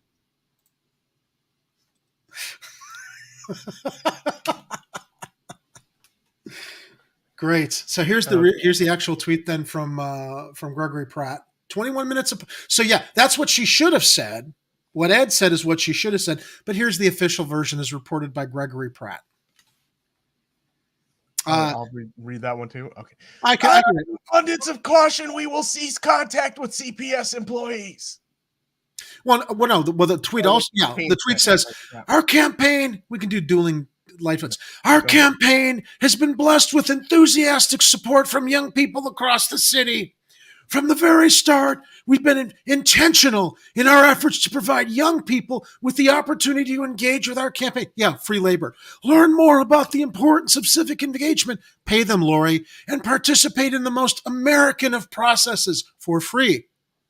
This is a common practice that has been utilized in city, state, and federal level campaigns for decades. That doesn't mean it's right to exploit young kids as labor, and is given how much money she's collecting. Okay, that's the other component to this. Okay, yeah, this has been part of the process, but I guess she's got to direct all that money into the slick commercials that she's doing. The one that's coming up about her talking how she wouldn't be doing this if it weren't for her father and her mom. You know, she's playing that card now too. And has given countless high school and college students the opportunity to learn more about the election process. Oh, they're getting an education, all right. All of our recruitment was done using publicly available contact information. That's what she said before she got caught with her hands in the cookie jar and threw the other intern under the bus, claiming, "Oh, this was somebody else's fault. They were inexperienced." See what having a young and experienced person working for free gets you. Yeah, and politicians shouldn't be allowed to do this. I mean, if they want to get a little bit involved in this process, maybe the Board of Elections would be the area to have internships for this kind of a thing, because they remain neutral. They're supposed to be neutral. You can't be neutral if you're a candidate running. Absolutely. Let's go back to DTW's video though. Okay. Ed's got the board. My computer's, even though I restarted it before the show, I don't know what's up. I'm doing my Obama impression while I'm trying to get to the right tab. Oh, okay. Well, we can. Somebody give me a glass of water. We can take a moment. Here it is. All right, there it is. And the big issue that these emails are being sent to the governmental email addresses of these workers. The ACLU Illinois released a statement on this. So what did they have to say about the matter? They said that these emails could cross the line into coercing political speech, which is clearly against federal law. The Supreme Court has ruled that government officials cannot use their power to make employees either take a specific political position or against a specific political position. Today, in her remarks, Lightfoot said these emails did nothing of the sort, but those concerns are very much alive. In the ongoing probe by the CPS Inspector General, as well as additional probes called for by the Inspector General and other agencies. And that being said, she did apologize to the CPS community. Let's take a listen to what she had to say. I've spoken to both CEO Martinez and Board Chair DeValier and apologized to them for this unnecessary distraction and mistake that is distracting from the dedicated and hard work the CPS does every single day to make sure that our kids learn in a safe and nurturing environment. Her kid is in a private school, though. You know, this version of Lori is the kinder, gentler Lori who's actually considerate of things because she's running for re-election. Right. It's not this Lori. No, sir. No, sir. No, sir. You will stop speaking. You will stop speaking. You're full of crap. And that's the nicest thing that I can say. It's a pretty stark contrast. Very. Leaders responded. Well, school leaders are saying, look, this is not an issue we caused. This is an issue of the Lightfoot campaign. There's no indication that any students volunteered with the Lightfoot campaign and received class credit. And they say that's as far as it stops with them. And Lightfoot also in this press conference talked about a campaign staffer who sent out the email. Let's take a look at that. The person who did this understands the magnitude of the issue and frankly is mortified. I have a lot of young women that work for because of how it impacts her in image. my political campaign, but also in mortified because they're going to throw her under the bus. They did nothing wrong. You directed them to do these things. The buck stops with her. Yeah, you got to start taking responsibility for something. my administration. I think this is an important teachable moment for them. Oh, Christ. For them. Oh, my God. It's a teachable moment because it's a teaching thing with schools and interns and students. Fuck her. I think, well, we're past the 7 seconds, right? What a fucking bitch. Am I right? We can't make a habit of that or YouTube will demonetize. Yeah, that's right. Well, they tried to demonetize. So what do you think? Three times max on that clip? Well, all right. Okay. I'll have to be conscious of that. All right. Is a mistake. She gets it 100%. It's not her mistake. It's not a mistake. It was a calculated effort to exploit kids to work for free and not pay anybody when she's got that enormous war chest that is probably paying all the professionals to do her commercials for her.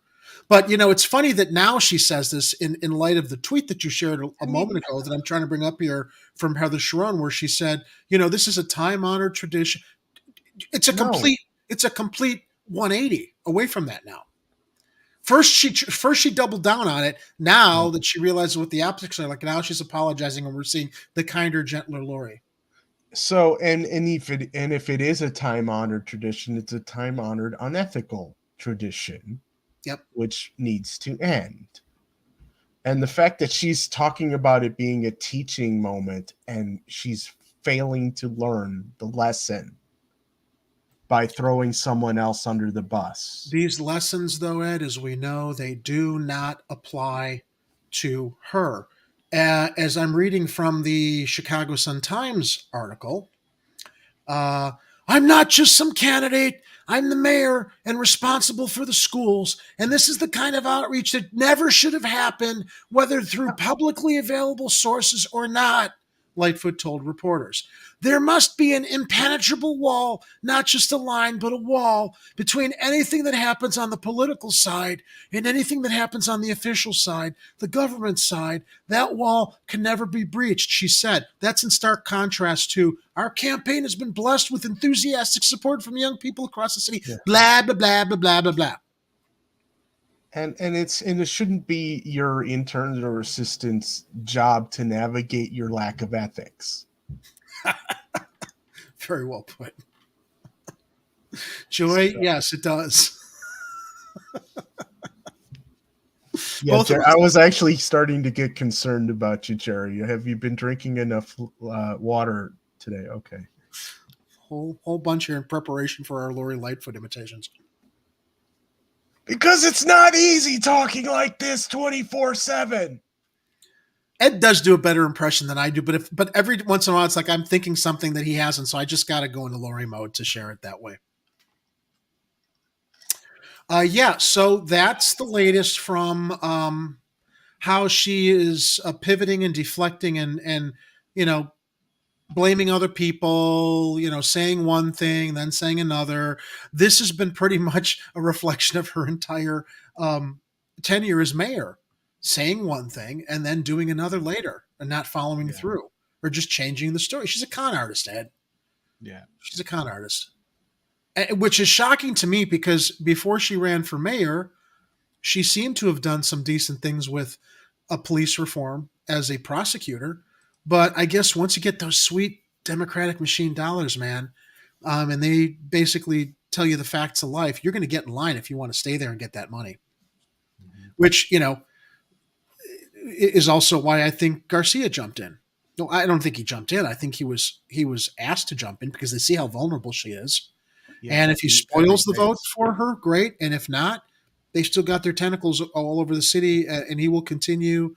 Look, he's definitely a better option, but given the time he's now spent within the Democratic machine, you can't change the Democratic machine. The Democratic machine changes you, as we've seen with every progressive that goes to Washington that suddenly starts calling Joe Biden their very good friend.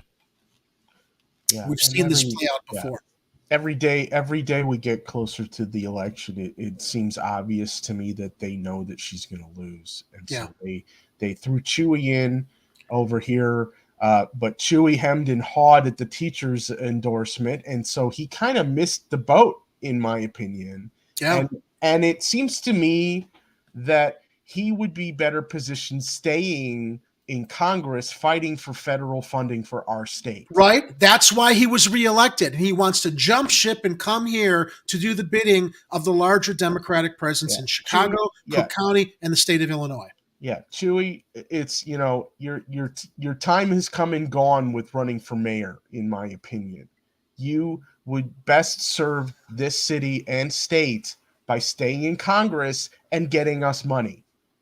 We need federal funds. The state funds aren't going to cut it, especially with the machine that's in this state siphoning all the funds out to their pet projects instead of patching potholes, for example, fixing bridges and roads and all the infrastructure repairs that we need. That's federal funding we need. You should be fighting for that. Well, funny you should bring that up, Ed, because I'm going to let you cue up the other YouTube video regarding our next topic, which is Chicago bonds. Ah, yes. Right. You get that video ready and I'll start sharing this wonderful opportunity that Mayor Lightfoot is offering to you, the residents and citizens of Chicago, as far as contributing to rebuilding our infrastructure, since we don't know, as we get into another story, where the federal funding that's come to Chicago is going, while Garcia is taking his eye off the prize, deciding to run here for his ego or to maintain Democratic control over the city while not following through on all the things that Ed just mentioned. Now, you can now buy. Oh, you got the video? Okay, yeah, I was just buying us time. Let's Ed, share the video. This is Chicago Mayor Lori Lightfoot, and I am proud to announce that as a Chicago resident or individual investor, You can now invest directly in our beloved city by purchasing Chicago social bonds. Jesus Christ. Jesus Christ. When I We have first got chickens. We're not going to open up, and I'm not property allotting all of the COVID federal relief because it's up to you to invest in Chicago. It's like Chicago war bonds. Yes. But also when I first saw this, my mind said, I'm going to give away Chicago NFTs. And the first series of NFTs attached to the blockchain will be Virtual Chicago. Virtual Chicago with 80% parts more lead. Yeah. As reported last year by the UK Guardian, because we still have lead in our water and it's not going anywhere. It's the secret flavoring to a Chicago, which I hope that you all purchase. I wonder if Chicago gets some kind of a kickback from the fact that they're canning their dirty toxic lead laced water. How do you do that? You know there's lead in the water here, and you decide to brand the water Chicago? I mean, it's like, are they missing the point that this is so easy to make fun of because of the absurdity of it all? Well, Jerry, I'm slightly disconnected from what's actually going on in the city, so it's kind of cool to sell filtered water that actually doesn't have lead in it and sell it as a prop for the city without actually fixing our water. Oh, Mayor Lightfoot's just popped in, Ed. You know what she has to say to you? No, sir. No, sir. No, sir. You will stop speaking. You will stop speaking. You're full of crap, and that's the nicest thing that I can say. Rich drop in. Even more than James Franco denouncing her, which we have to be careful about using now. All right. Should I play the rest of the video here? Sure. Yeah. These social bonds will fund a portion of the Chicago Recovery Plan, which is making $1.2 billion in equitable, transformative investment in our city. The Chicago Recovery... That's pretty vague. Yeah. But okay. Let's see if she gives more details here. Plan includes nearly $1 billion in affordable housing projects. Okay. Now $117 million. Okay. Now, we don't have money for the affordable housing. We're going to ask Chicagoans to buy bonds to provide it. We should have money now, actually, to provide that. Yeah. The parking meter deal. Oh wait, Daley blew through that in a year. It was supposed to last at least 10 years. The billions he got from the parking meter deal. All of our parking meter revenue is now going to Dubai. This conglomerate that's part of this investment group that decided to buy our meters and privatize it all. In homelessness and transitional housing support, $110 million in community economic development, $46 million for the largest. Hold on. Okay, that's a typo right there. They need a space here. That's not one word. Come on. She must. You know what, Ed? I bet that she had an unpaid production intern do the text editing on her video before they exported the video for broadcast. Yeah. But God forbid she'd actually watch the video ahead of time to proofread it, or anybody in her staff to check it. Okay. Sir, I do not have time for that. Your criticisms are irrelevant. Yes, they're irrelevant. Homelessness and transitional housing support, $110 million in community economic development, $46 million for the largest tree planting initiative in the city's trees.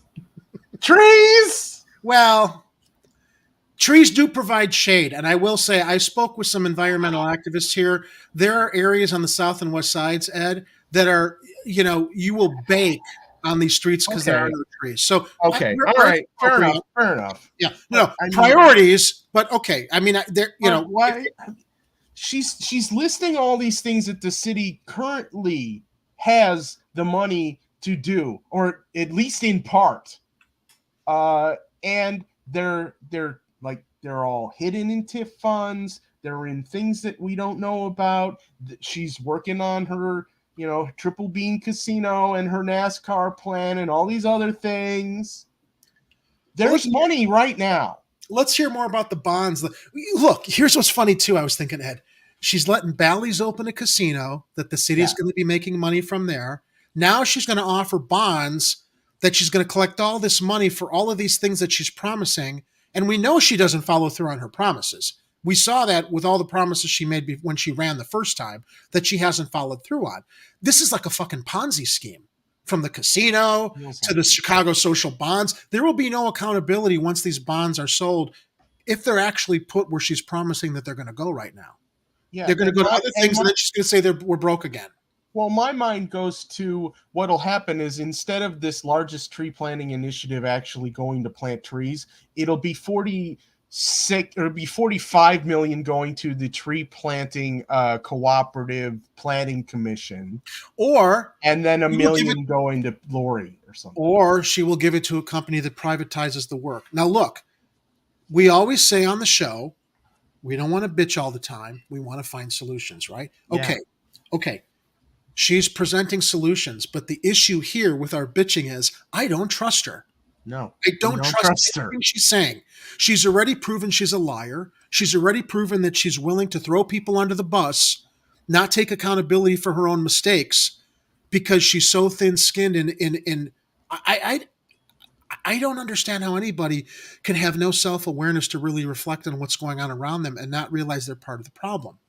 How can you live that way? I mean, that's a disconnect that I think is related to sociopathy. I'm not tossing that phrase out as as psychobabble. Sociopaths don't have empathy. They don't understand or recognize the impact of the damage that they do through their behavior. So there is a sociopathic disconnect here because none of this stuff that she's proposing, as great as it is, we know how things work in city government, especially with people like her at the helm. That's what the problem is. Great solutions, but what's the accountability going to be to all this? Yeah, and isn't it interesting? She's trotting it out before the election. Where was this? This, you know what, Ed? This should have been released and announced right after she got in during her first term. I've got a plan to fix things. We're in dire straits, but this could help. It's like, I'm just wondering about the financial aspects of this because if you're selling bonds, you're basically selling an investment in the city, right? And you're probably expecting a return on that investment, right? There's probably, who knows what the interest she's promising is going to be if they've even figured that part out yet. But it's like you're basically giving the city money. You're buying a share of the city that gets thrown into a giant pot somewhere, and the city's going to use that and maybe have it in an interest-bearing checking account or whatever the hell they do to get interest on that while they're spending most of it to do these programs. So I'm curious if this video even covers any of that. Well, we'll put the video back up. I just didn't want your face covered as you were talking. Yeah. And I put Art, but Art makes a very good, and Art has worked in city government. Art used to work for the he was disgraced a long time ago until they finally indicted him. He worked for Burger King Ed. Okay, so he knows this is a scam program. It's listed on the books, and then maybe only 25% of the program will get done, and the rest of the money goes to pay off the corrupted. Yep, you're absolutely right, buddy. Just to be clear, and so I didn't mishear that, it's not Art who was disgraced and going to be indicted. No, Burger King, his old boss. Okay. Yeah, no. I was referring to he worked in city. He worked in Burke's office. Burger King, as we like to call him now.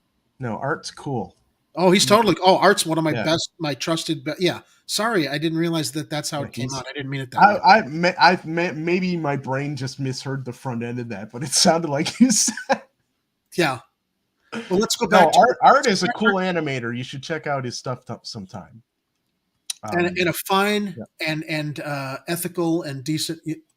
I was going to say young. None of us are young anymore, but no, you're not. Let's continue with this grand opportunity, though, that Madame Mayor is on. Look at that. I love this. I love where you paused it. You know what that looks like, Ed? She's it looks like straining to smile. She's talking out of both sides of her mouth there. That's what it looks like. I'm talking on this side right now.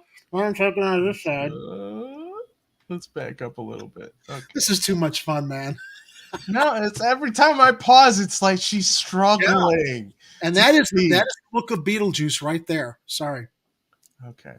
Initiative in the city's history, and $41 million for full light-duty city vehicle electrification over the next 5 years. Okay. The first series of social bonds to fund the Chicago Recovery Plan. Where was this 4 years ago? In the week of January 16th. Yeah, why is she waiting till now to do this? Could it be the election? And it's nice that you're going to replace all the city vehicles with electric stuff, but I need a new car, Lori. Come on. Share the wealth here. Anyway, that's just my bag. Okay. 2023, and will fund essential projects such as the construction. Hold on. January 16th, 2023, and will fund essential projects. Wait, they're selling the funds next week. What timing, man? So is that what next week she said? So they've been like, is this her February surprise, her January surprise before the election to make it look like she's doing something worthwhile to get everybody to say, oh, wow. Oh, damn it, I forgot to buy a Mega Millions ticket. Is it too late? I don't know. I don't buy lottery tickets. $1.5 billion now? Oh, is it? Something like that. Well, look, you have to buy your ticket and help the city, Ed. Well, anybody who happens to get a Mega Millions would be happy if you would support us on Patreon. Here at Chicago Corner, that's right. And so thank you very much to our Patreon supporters, Dominic and Kathy. And we didn't get any new ones yet, did we? Get Cherry? No. But, not that I've seen. Yes, but you can support the wonderful programming on Chicago Corner by going to patreon.com/Chicago Corner. Even $5 a month would be extremely helpful to help us do more of the stuff that we want to do, like covering mayoral forums or going and covering events where we can actually get out of the house with a crew and do things to provide more glorious Chicago-based content for you. Yes, our dear and beloved and greatly missed Kira. We're going off on a little tangent here, everybody, but we had a Chicago Corner strategy meeting. She and Ed and I last week, and we were talking about the fact that we do need to talk during each show about fundraising. And she prepared this wonderful script that I am going to actually record later and do a standalone fundraising video for Chicago Corner. Now we're going to be begging, but no, it's not begging. It's asking for support. But let me read from what Kira wrote, because to Ed's point, this will be released in a standalone video as we continue our efforts, because she makes some very good points. As many of you know, and some of you likely don't, we are finally getting our operation out from behind the screen and into the field. Now, to be clear, just maintaining the operation we've been maintaining not only costs money, but it takes a lot of time for me and Ed to produce. But up until this point, we've been able to manage. Now that we're doing more of what we really see as possible for this channel, like getting exclusive interviews with mayoral and aldermanic candidates and wonderful organizations like the People's Response Network that's providing this public service with a mayoral forum this Sunday, okay, to ask what are they going to do for all of us, being the only channel covering and streaming mayoral forums, taking part in community-based efforts, we really need help financially. We've set up a Patreon account in recent months to do just that, and I want to thank Dominic Palella and Kathy Powers for already being part of creating an independent news channel for Chicago through their patronage. There is so much we want to do with this channel, and we can't do it without the collective power of all of us. To give you an idea, we've recently paid for brand new equipment to cover events professionally out in the field. We've advertised a food and toy drive that was successful even in sub-zero temperatures, and more families got to experience the joy of watching their kids open presents on Christmas Day due to those efforts. And we've made it possible for important events to be streamed, so those of us who can't make it to those events can be witness to them and be informed voters. I hope you see our efforts as worth $1, $5, $10 a month, because we'd really like to keep delivering it, and with the budget we're pulling right now, that is not a possibility. You can find the link to our Patreon in the show notes that Ed has always dropped into the chat, as well as our lower scroll and the banner that Ed put up. Thank you, Patreon supporters. Although I do not want these people supported, but just listen to, I guess I can't tell you not to do what Jerry just begged you for. So there you have it. Yeah. So I want to. We adore Kira. I really miss her, but I know she's got things she's got to do. So she will be back in the future, but that's also going to be dependent on everything I just shared there, with helping us with the support here. Because, ladies and gentlemen, in case you didn't know this, we don't get paid. We do this out of our passion for what we're doing here. Myself, Ed, Kira, I'm putting in about an average of 10 to 12 hours plus a week for our broadcasts on Mondays and Tuesdays and all the field stuff that we're doing. And I love doing it. But, I want to be able to tell people who want to hire me for work and pay me. Sorry, I can't do that because I'm doing Chicago Corner, but we all have to figure out how to pay our bills. So that's the pitch. I'm not going to beg any further. I'm really proud of what we've built here, and we can do so much more in the future with your support on Patreon. So if you value what we do, and I hope you do, for all the fun we have here, please visit our Patreon and help us out with that, because we want to keep doing this. That being said, back to Lori. Yeah, let's back up the truck here just a little. Good way to put it. All right, we're back at the trees. All right. Planting initiative and the city's history, and $41 million for full light-duty city vehicle electrification over the next 5 years. The first series of social bonds to fund the Chicago Recovery Plan will be sold in the week of January 16th, 2023, and will fund essential projects such as the construction of more than 2,000 units of affordable housing. Affordable. I hate that word. All housing should be affordable. Affordable for who, Lori? The establishment of safe and clean emergency shelter space for people experiencing homelessness. You should be doing that right now. You should have started this initiative the day after you were sworn in 4 years ago. I mean, they keep crying poor, but we know the money's there. Yep. The cleanup and sale of over 5,000 vacant city lots, and the plan. Selling lots? You got a department that does that already. Planting next year of 15,000 trees citywide. Okay, let's hope a lot of those are in the places where they need trees. Yeah, in areas that have no shade. Yeah. Or it's going to be to promote more tourism downtown by building more parkways in the affluent and already well-traveled and well-maintained areas. That's what I fear. Yeah. Oh, hold on. What is she saying? What is she about to say? Hold on. Citywide. These bonds are being offered exclusively to the residents of Chicago and individual investors before any banks or large investors. That means Chicagoans and individual investors will have the first pick when purchasing. Dude, this sounds like a fucking pump and dump scheme is what it sounds like. It sounds like everything you're dealing with on Wall Street. Well, it also sounds like when the Green Bay Packers sold shares for all of their seats to their season ticket holders or whatever, so they all became owners of the Packers. But how did that work out? I guess it worked out, but I don't know. Packers more than I trust her, though. I could be misremembering the structure of that situation, but yeah, this sounds like a Ponzi scheme. Yeah.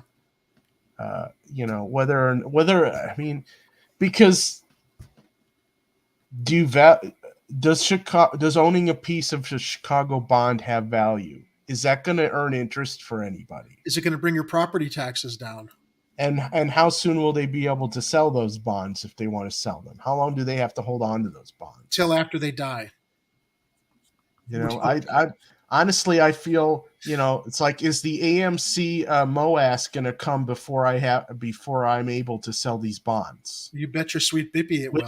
Which will happen first. Because it's taking forever, Jerry. I'm tired of waiting for my windfall, man. I wanted to finance my film with the AMC MOAS, although there are other opportunities coming up. By the way, wait, will I be here? Saturday? Yeah, I will. I'll be back in time for the show on Tuesday, the 24th. But I'm going to be going to Sundance, the 21st through the 24th, on business for my film project. So hopefully I'll have some exciting news about that. But let's get back to Lightfoot. Yeah. And investing in the future of our city and your community. To learn more about the STSC and to participate in this historic transaction that will transform our city, please contact your broker. Or visit chicago.gov/social bonds. See, I told you it was This is forward Chicago. slash. You did. Okay. You're more technically proficient with internet stuff than I am, though. No, all right, so you got to get up the other video. I'm going to have this as a placeholder, okay? But you need to bring up the video from WTTW that is in stark contrast and contradiction to this opportunity to invest in Chicago social bonds, as we're asking ourselves, why do we need to invest in the city? Is it the link below that? Yeah, the WTT Lightfoot's promises to use federal COVID. Oh, okay. Yeah. All right. All right. Let's not spoil the tease. So here's the Chicago Social Bonds website. So you all heard what she just said. We can all invest. We can all be a part of it. Why do we have to do this when it's been reported by WTTW, Heather Sharon?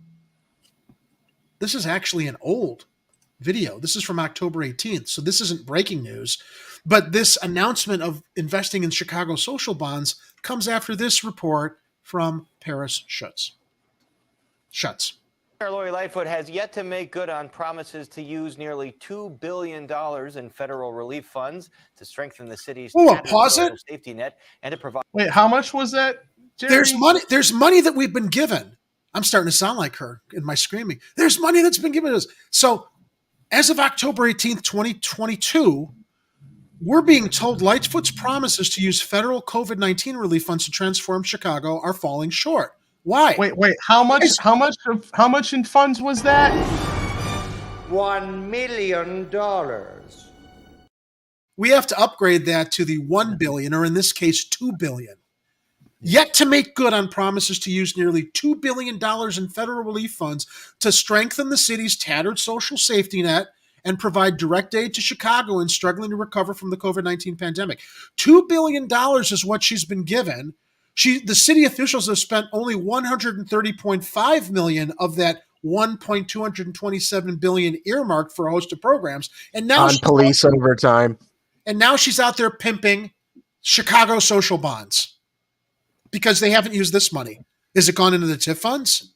Well, let Paris finish because there's a whole lot to unwrap here. By direct aid to residents struggling from the pandemic. Questions about the slow progress of the Chicago Recovery Plan have dominated budget hearings at City Hall and could be a major issue in the looming race for Chicago's mayor. WTTW News reporter Heather Sharon joins us now with a deep dive into the mayor's promise to help Chicagoans recover from. Yeah, I know. They've been on our show twice now tonight, but, they do good stuff. So. Yeah, no, I love Chicago Tonight. Look, I can't watch. I was spoiled. I grew up in the days of Walter Jacobson and Bill Curtis over at CBS. We don't have news. I was about to say newsmen. We don't have news people like we had when we were growing up that were tough. But we do actually at WTTW because I think it's a very balanced and objective news organization. So yeah, we're sharing them because they've got their fingers on the pulse. Yeah. And I also think we don't have anybody with a voice like Bill Curtis. Well, Ed, if you'd like me to start basically Bill Curtis. Yes, you have to. What you have to do in order to get the low Bill Curtis voice, you have to speak like Lori Lightfoot for at least an hour, so that your throat is nice and raspy, and then you can go half an octave lower. This is Bill Curtis, Channel 2 News. The pandemic. So, Heather, the mayor has gotten some pointed hearings, or some of her department heads have gotten some pointed questions in the hearings about the budget that are going on right now. What kind of answers? Look at her. She's just like, she can't believe the answers she's getting. So long. She's like, she can't believe. She's like, yep, more bullshit. Wait till you hear this. Yeah. Yeah. And if you, I mean, really, you should, if you're not following Heather Sharon on Twitter, She's great. You really should be, because Love a lot it. of the stories they cover on Chicago Tonight and other news places, she's posting about them hours before, sometimes days before, and she's picking it up and talking. I mean, it's like the information is there. She has the infrastructure we wish we had. She's a really good investigative reporter, and here she is on the show going, yeah, you can't believe this crap that we just had to look into and wade through. And this is why we're stealing her stuff to share with you here, because it's good stuff.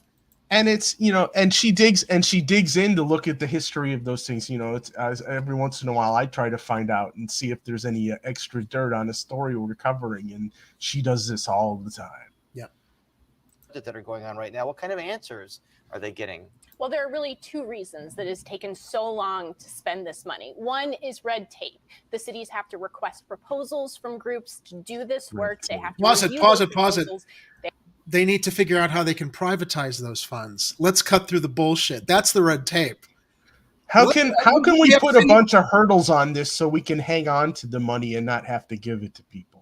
Oh, well, give it to people who operate through city agencies, since a big topic of conversation at this mayoral forum Sunday, Ed, is going to be about privatization, about how everything is privatized, and private for-profit corporations are getting the funds that are coming into the city, as opposed to just get it going, man. We've got city agencies that can use this. We've got healthcare departments. We've got infrastructure departments. What's the hang-up? The grants mechanism, the grants programs that they have way too much red tape. It's like, okay, we've got these funds that are supposed to go toward this subject. You qualify for this subject because you do this thing. We'll check a little bit of background, but overall we think you're good for it. Here's the money. That's how it should go. Yes. It shouldn't be jump through this hoop, then jump through this hoop, then jump through 12 more hoops, and then we'll get back to you in 6 months. That doesn't help anybody. No. And people are dying during that period that these funds were allocated for, especially in the middle of this public health crisis we've had. Yeah. They have to approve those proposals, and then they can cut the check. But it was also a deliberate plan not to try to spend all of this money in 1 year, for fear that it would overwhelm. All right, so they shouldn't spend it. Okay, well, wait. They shouldn't spend it in 1 year, Ed. Okay, because that's what they did with the parking meter deal. But they should get off their asses and get cut through the red tape to get it spent faster into the programs that are supposed to fast track and help people. That's I think the big elephant in the room here. The difference is it's literally called the recovery plan. You can't sit on all that money and let everybody limp along and expect a recovery to happen.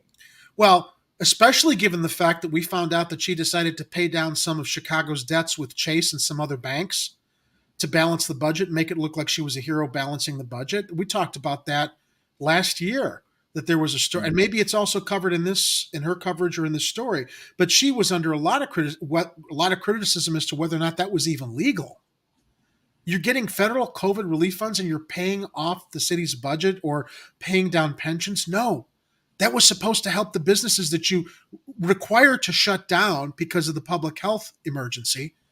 That owners and small businesses that can't reopen, people with relief programs to help people who've been sick or who've been unable to work because they either lost their jobs or they got sick.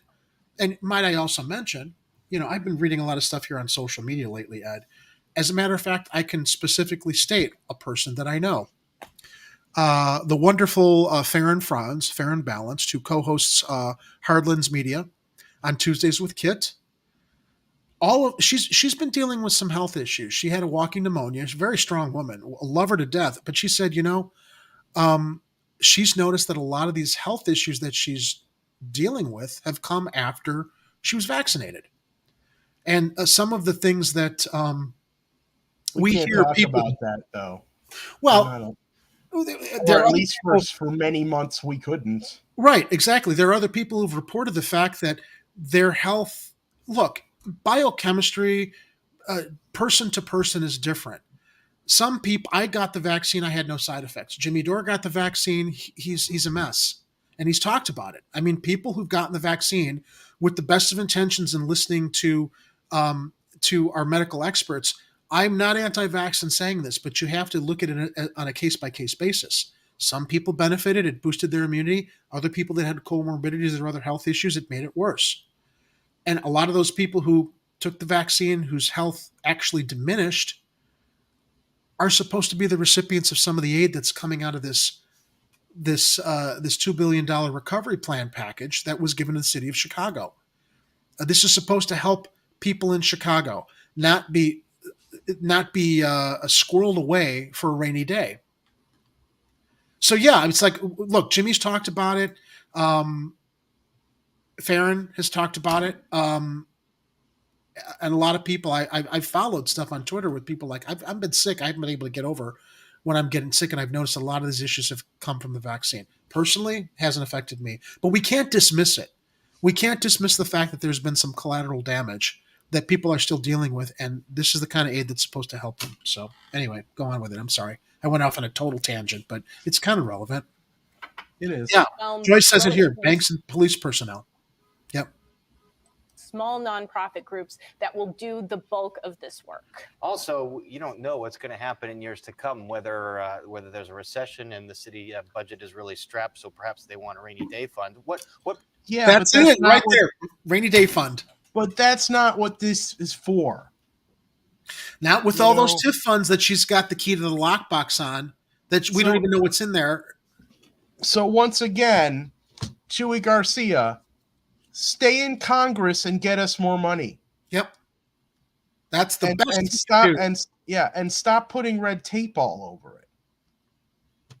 Programs has the Chicago Recovery Plan funded so far? Well, the biggest chunk of money has gone to fund the Guaranteed Income Pilot Program that we've covered. So not police overtime? The means tested Guaranteed Income Program, pilot program. The means tested. And like, it sure would have been nice if everybody got some of that. And maybe Chewy should have fought for that in Congress for everybody to get some income. The printed Instead, what did we get? We got two checks. Some people got nothing during a lockdown. The printed version of this story, Ed, before we let Heather go on, says city officials have spent just $130.5 million of the $1.227 billion earmarked, right? I said that before. Earmarked for a host of programs, including affordable housing, mental health, violence prevention, youth job programs, and help for unhoused Chicagoans, according to data released as part of the mayor's 2023 budget proposal. So all the stuff we're talking about that's underfunded, this money's earmarked for. It's not going there. Red tape or not, that's what it's supposed to go towards. But, hey, man, look, you know how she's going to solve the problem? She's going to sell Chicago social bonds. She's going to sell Chicago social bonds. That is Lori Lightfoot's solution. What a fucking bitch, am I right? All right, so let me put a couple pieces together and see if this makes sense. Okay, so she's gonna sell bonds to make up the amount that she was supposed to use with the COVID relief funds, so she can pocket the money. I think you're onto something, Ed. I mean, I'm generalizing it and simplifying it, but you're just speculating. Pretend for a moment. Yeah. Pretend for a moment. Let's play pretend. Let's as Kevin Smith says, let's play pretend here and imagine here. I mean, how else do you unpack this and try to figure out why do we need this when we've got the billions that the federal government gave us? Anyway, go on with. I'm sorry, we're derailing it. Yeah.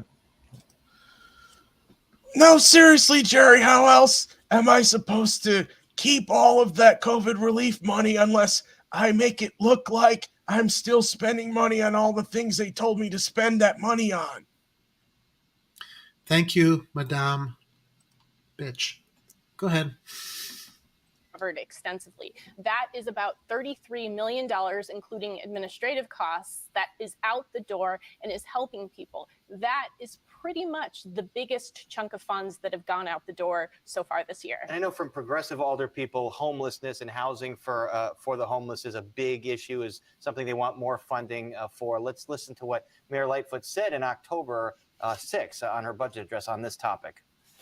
The 2023 budget includes over $200 million in investments for homelessness prevention, which will fund increased shelter capacity and rapid rehousing. The investments that we've made in affordable housing and in homelessness prevention, coupled with our targeted financial assistance program, are necessary steps toward ending the generational poverty that too many of our families struggle through.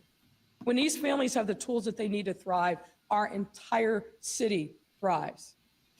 And the speech was October 3rd, the budget address. So break down that $200 million for us. Well, nearly $100 million of that has carried over from 2022 to 2023. So a lot of progressive older people feel like the mayor is essentially double counting, giving herself extra credit for this spending. Course. And the bulk of the money that the city has gotten from the federal government has gone directly into the city's coffers themselves to prevent massive budget shortfalls. And that's also why the city seems to have so much extra cash on hand, because all of the revenue problems that were caused by the pandemic, that's really been solved by that federal money, amounting to almost $1.3 billion that has prevented departments from having to go into the red. But still, lots of other people wanting this money for direct aid. $3 billion that has prevented departments from having to go into the red. But still, lots of older people wanting this money for direct aid. And Heather, the mayor has been saying over and over that Chicago is enjoying the best recovery of any big city from COVID. Do you think this becomes a campaign issue from those perhaps running to her left, saying, hey, you have this big federal pot of money, why aren't you spending it on programs to help people? Well, what a great question. Yeah. Absolutely. And you know how she would respond if she was there. No, sir. No, sir. No, sir. You will stop speaking. You will stop speaking. You're full of crap. And that's the nicest thing that I can say. I'm sure she has a few more outbursts that we can dig up. Yeah. So we have a little more variety. But this one, I'm not tired of it quite yet. Not yet. I'll find some more. You know how much I love our little bells and whistles. It has been an issue since the first federal relief funds started to flow back in June of 2020. Progressive groups have always wanted the mayor to spend this money directly on services to help people, whereas the mayor has used a significant portion of this to basically make the city whole, including to help the Chicago Police Department at a time when there's lots of questions about accountability in the police department. That will certainly be an issue in the election to come. And then you've got that supplemental pension payment. That's right. That's $242 million essentially off the top. That's not going to result in a single person being housed or helped. And that might be a little bit of a tough pill to swallow in this election year, because everybody wants to campaign on being able to help people. So candidates perhaps honing their messages right now as this campaign swings into full gear. Heather Sharon, thanks very much. Thanks. Thanks, Heather. Good work to Chicago Tonight. I'm glad we can steal their material to share with you and analyze and comment on. Oh, and also thanks, Paris. Yes, absolutely. So, yeah. Buy Chicago social bonds. No, don't buy Chicago social bonds. The money's Chicago NFTs available now. Wait, one more time. Chicago NFTs available now. Meow. All right. I don't know what more we can say about that whole disaster of a story and how the bond, the Chicago social bonds related to this whole can of worms with her not actually spending funds that we've been given. Now let's shift attention to another more serious story. As I bring the link up here, let me close these windows. I have to tell our audience, Ed is incredible at finding news stories and sharing them in Slack when I'm working to pay my bills. I come home every night when I'm working on stuff, and tons and tons and tons of news stories, great news stories. And tonight, as I was preparing our show and knowing we were going to have the People's Response Network members on, I'm just like, I felt so overwhelmed. I'm just like, what should we report on? There's so much here. This is a story, though, that I thought was important to share because there was a lot of good stuff. Wait, why is it not? I'm sorry. Hang on a second, guys. I'm trying to carry the link over from one browser that I'm reading from into the browser that we're going to have on screen. So anyway, Ed, shout outs for all the great material that you share. I find stuff too on Block Club Chicago. I mean, I go look, but this is one that stood out because of a lot of the things that we're talking about with businesses that come to Chicago and get benefits and stuff, but they don't actually hire people in the communities. And this comes to us from Block Club Chicago, Englewood, Chatham, and Auburn Gresham. Englewood residents demand jobs, community improvements as Norfolk Southern Railway expands into the neighborhood. Yes, Block Club, we know you want money. We need some too. All right, Norfolk Southern Railway Company has only hired 50 employees from Englewood and surrounding zip codes since 50 employees from Englewood and surrounding zip codes would seem like a good amount, Ed, if it were maybe this year. No, that's since 2014. That's yikes. Neighbors learned Tuesday. All right, so let's jump into it. For years, city leaders for years since 2014. Mm-hmm. City leaders have promised, and I haven't even been drinking tonight. All right. For years, city leaders have promised jobs and economic opportunities as Norfolk Southern Railway Company grows the Southside Rail Yard into Englewood. But beyond the massive displacement of residents, some neighbors and community leaders said jobs with the company are hard to come by, and the expansion has created crumbling streets and environmental hazards. See, that money from the federal relief funds, that would probably really work in helping the infrastructure there, given the fact that Norfolk Southern is barreling their way through Englewood, Auburn Gresham. About a dozen neighbors joined Alderman Jeanette Taylor of the 20th Tuesday at Kennedy King College for updates from officials at the railway company. Norfolk Southern Railway has been working in quote unquote phases since 2013 to build and expand its 47th Street rail yard, the company's biggest in Chicago. Okay, great. The company is moving forward on its third phase to construct a truck trailer parking lot between Garfield Boulevard and 59th Street, said Herbert Smith, Director of Government Relations. Now, notice also that this rail yard is down on the southwest side, not in the north side, not in, the more, it's down there. So, okay, fine. We talk about all this stuff being shoved down there. You would think that they would maybe hire more people in the community if they're going to displace people and create opportunities. That's the point I'm getting to here. A pending city council ordinance would transfer the streets and alleys between Garfield Boulevard and 59th Street between Stewart Avenue and Wallace Street to the freight company. Mayor Lori Lightfoot introduced the legislation in June. I think we need to go to Illinois Sunshine and see if Norfolk Southern is a contributor to her campaign. I don't know, just speculating. But as Smith cited achievements in recent years across the city and highlighted workforce opportunities, Englewood neighbors questioned how the company's latest achievements directly benefit the community. Norfolk Southern Railway has hired 50 residents since 2014 from seven Southside zip codes, which include Englewood, Auburn, Gresham, and Hyde Park, Smith said. Okay, so 50 amongst, what's 50 divided by 7? What is that? That's 8 people from each zip code, approximately? No. 7. 50 residents divided by 7. 7 times 7 is 42. 49. 49. So that's about, am I right? The math is about 7 residents from Englewood, 7 residents from Auburn Gresham, and 7 residents from Hyde Park.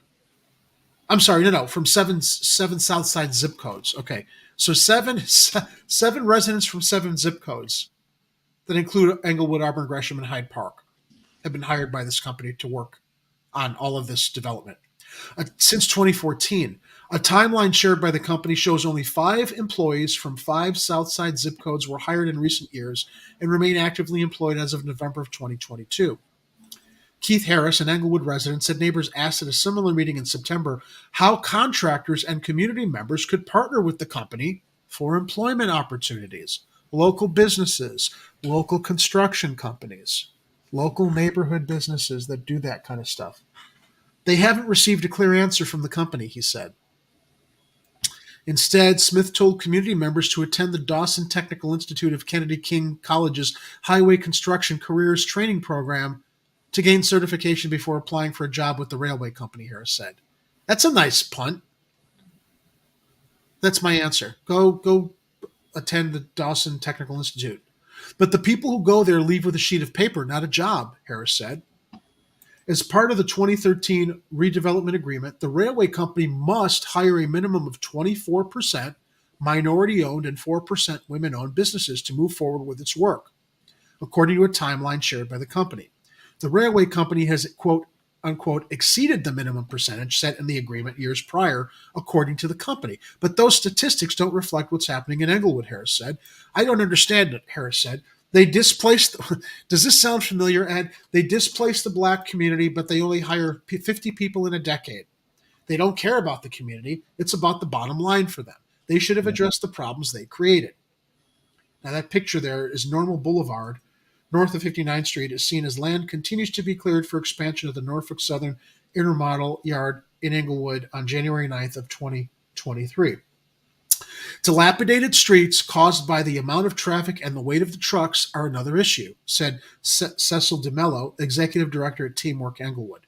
Norfolk Southern Railway's trucks caused potholes and damage to 59th Street, which neighbors in the city are expected to repair, DeMello said. The railway company should have a portion of the responsibility to fix the roads, and they should fix them regularly, DeMello said. It should not be up to the city or the taxpayers to front the bill on repairs on 59th Street or any infrastructure around the intermodal yard, DeMello said. There are steps the railway company could have taken over the years to prove it cares about the improving the community, but it's clear it doesn't, Taylor added. For people like Taylor with asthma, the environmental impact of boosting freight activity could be life-threatening, she said. A study by the Environmental Law and Policy Center showed the expansion of the 47th Street rail yard would increase lung-damaging pollution in Englewood, according to the Tribune. So let's break this down. In a decade, they've only hired 50 people from the community. They are damaging the infrastructure, which they expect the taxpayers to pay for. They're not integrating with the community to hire local contractors because they're telling them to go to this technical academy. And they're adding to the environmental pollution there that is clearly related to this whole concept we talk about, environmental racism. Move the stuff down to the communities, the poorer communities, the lesser fortunate communities.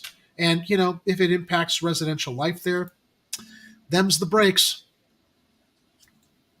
Norfolk Southern could partner with the Environmental Law and Policy Center to produce yearly studies proving its environmental impact, Taylor said. The railway company could also meet with black contractors in the community who've asked for employment opportunities, Taylor said.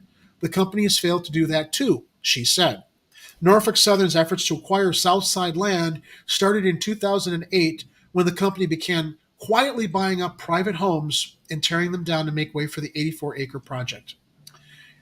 So this is gentrification for privatization. Right? We were talking about the Obama library displacing people and driving up the property damages for the speculators who are calling people around the library to buy up those homes and drive people out. So this company bought up houses to drive people out and also pollute and toxify the community without actually offering any kind of support or integration with the community around it for those that are left behind that are not going to be breathing all this shit and getting sick from it. The area once housed hundreds of residents whom the rail company bought out or forced out using eminent domain to clear the land. Quote, the area a 2018 documentary created by sociologist David Chaliot followed Englewood's residents who tried to stop the company's efforts for 6 years. Company officials said the expansion is needed because Chicago is a critical juncture for freight transportation. Okay, if it is, why aren't you helping support the people who live around this development that you're doing? That's not an unreasonable request. Company officials have said the expansion is needed. Okay, I said that one. Read that paragraph. Now, let's dive into. We pause for a moment just to take a look at Illinois Sunshine. Oh, you found it! Good for you, man. Did they? There's 1,044 entries for things they Wow. donated all the way back to the 1990s. Okay. So, I mean, we can clearly see Democratic Party of Illinois in here, and I don't know enough of the players to know. Funny you mentioned the Democratic Party, Ed, because Mayor Rahm Emanuel's administration sold 100, of whom Rahm gets support from what did you just have it on page 1? I'm just going to go through the different pages and everybody. Democratic Party of Illinois. You cycle it and I'll read from the article. Let's see. And we can we'll see some names on here that we recognize though. Love so it. like on Love page it. 2, I'm seeing Susan Sedlowski Garza. We got Don Harmon. Let's see. What's page 3? You seeing anybody? Walter Burnett Jr., Emil Jones III. All right, so let me take a moment here, Ed. Let me take a moment here. This all did start under Emanuel. So, Friends of Ram, is it the Ram we know or another Ram? Is it Ram or Ram? Maybe it's misspelled, but maybe it was. Well, this all started when Ram was in charge. Yeah. Okay, so the fact though that all of this chicanery is continuing under Lightfoot's administration, not actually enforcing some of the things that were discussed. Oh, Raymond Lopez. Interesting. Oh, there's another one for Sedlowski Garza. So and these are, I've just looking at the 2022 donations. I mean, we could probably spend an hour going through this list and see a lot of familiar names. What's interesting to me, Ed, is how cheap our elected representatives whore themselves out for. $250, $500, while betraying the interests of the people in the community that they're supposed to serve for like a couple shekels. What, $250? Even more. I mean, even $1,000 is not a lot of money, Ed. No. If $1,000 doesn't go very far, so to see that this is how cheaply they're selling us out is kind of like blows my mind as well, because you'd think that they would be, if they're on the grift, they'd be grifting for much more. Well, you know how they have these things called bundlers. What is that? Or an organization or a group will go through to a bunch of different companies and go, okay, can you donate a share to this because we'd like to give a big gigantic chunk of change to this candidate. And so they bundle. They're working with Norfolk Southern Corporation and then half a dozen other companies, and each of them is instructed to donate X amount of dollars to this candidate, and then it all adds up to a larger amount. So, for example, if we're looking at what was donated to Friends of Steve McClure for $250 from them, Norfolk might be bundled with 20 other companies that are also donating $250. Is that how I'm understanding it? Yeah, that's how bundling works. I'm not saying that's what happened here. It probably did. But it's possible. It's probable. Yeah, here, Friends of Michael J. Madigan. Here we go, $1,500. Yeah. Madigan knows his value. That's why he's under indictment right now and looking at prison. Oh, he'll probably run out the appeals and die before he goes to prison. Yeah. And see, and I'm on page 10, and I'm back basically halfway through 2020. And we're seeing a few names pop up like every year. Snork Y2K shares something interesting. Check out how much police support Norfolk Southern gets from Chicago. So, can you clarify, Snork Y2K? Are you intimating that instead of hiring private security on their premises in all of this development, it's CPD that's covering security for them? Because that's kind of what it sounds like is being intimated here. So if you could clarify, that would be very interesting. And let me go back to the article as you cycle through that. Yes, again. Going back to our much reviled. I would like to thank the great mayor of the city of Chicago, Mayor Emanuel, for help making this happen today.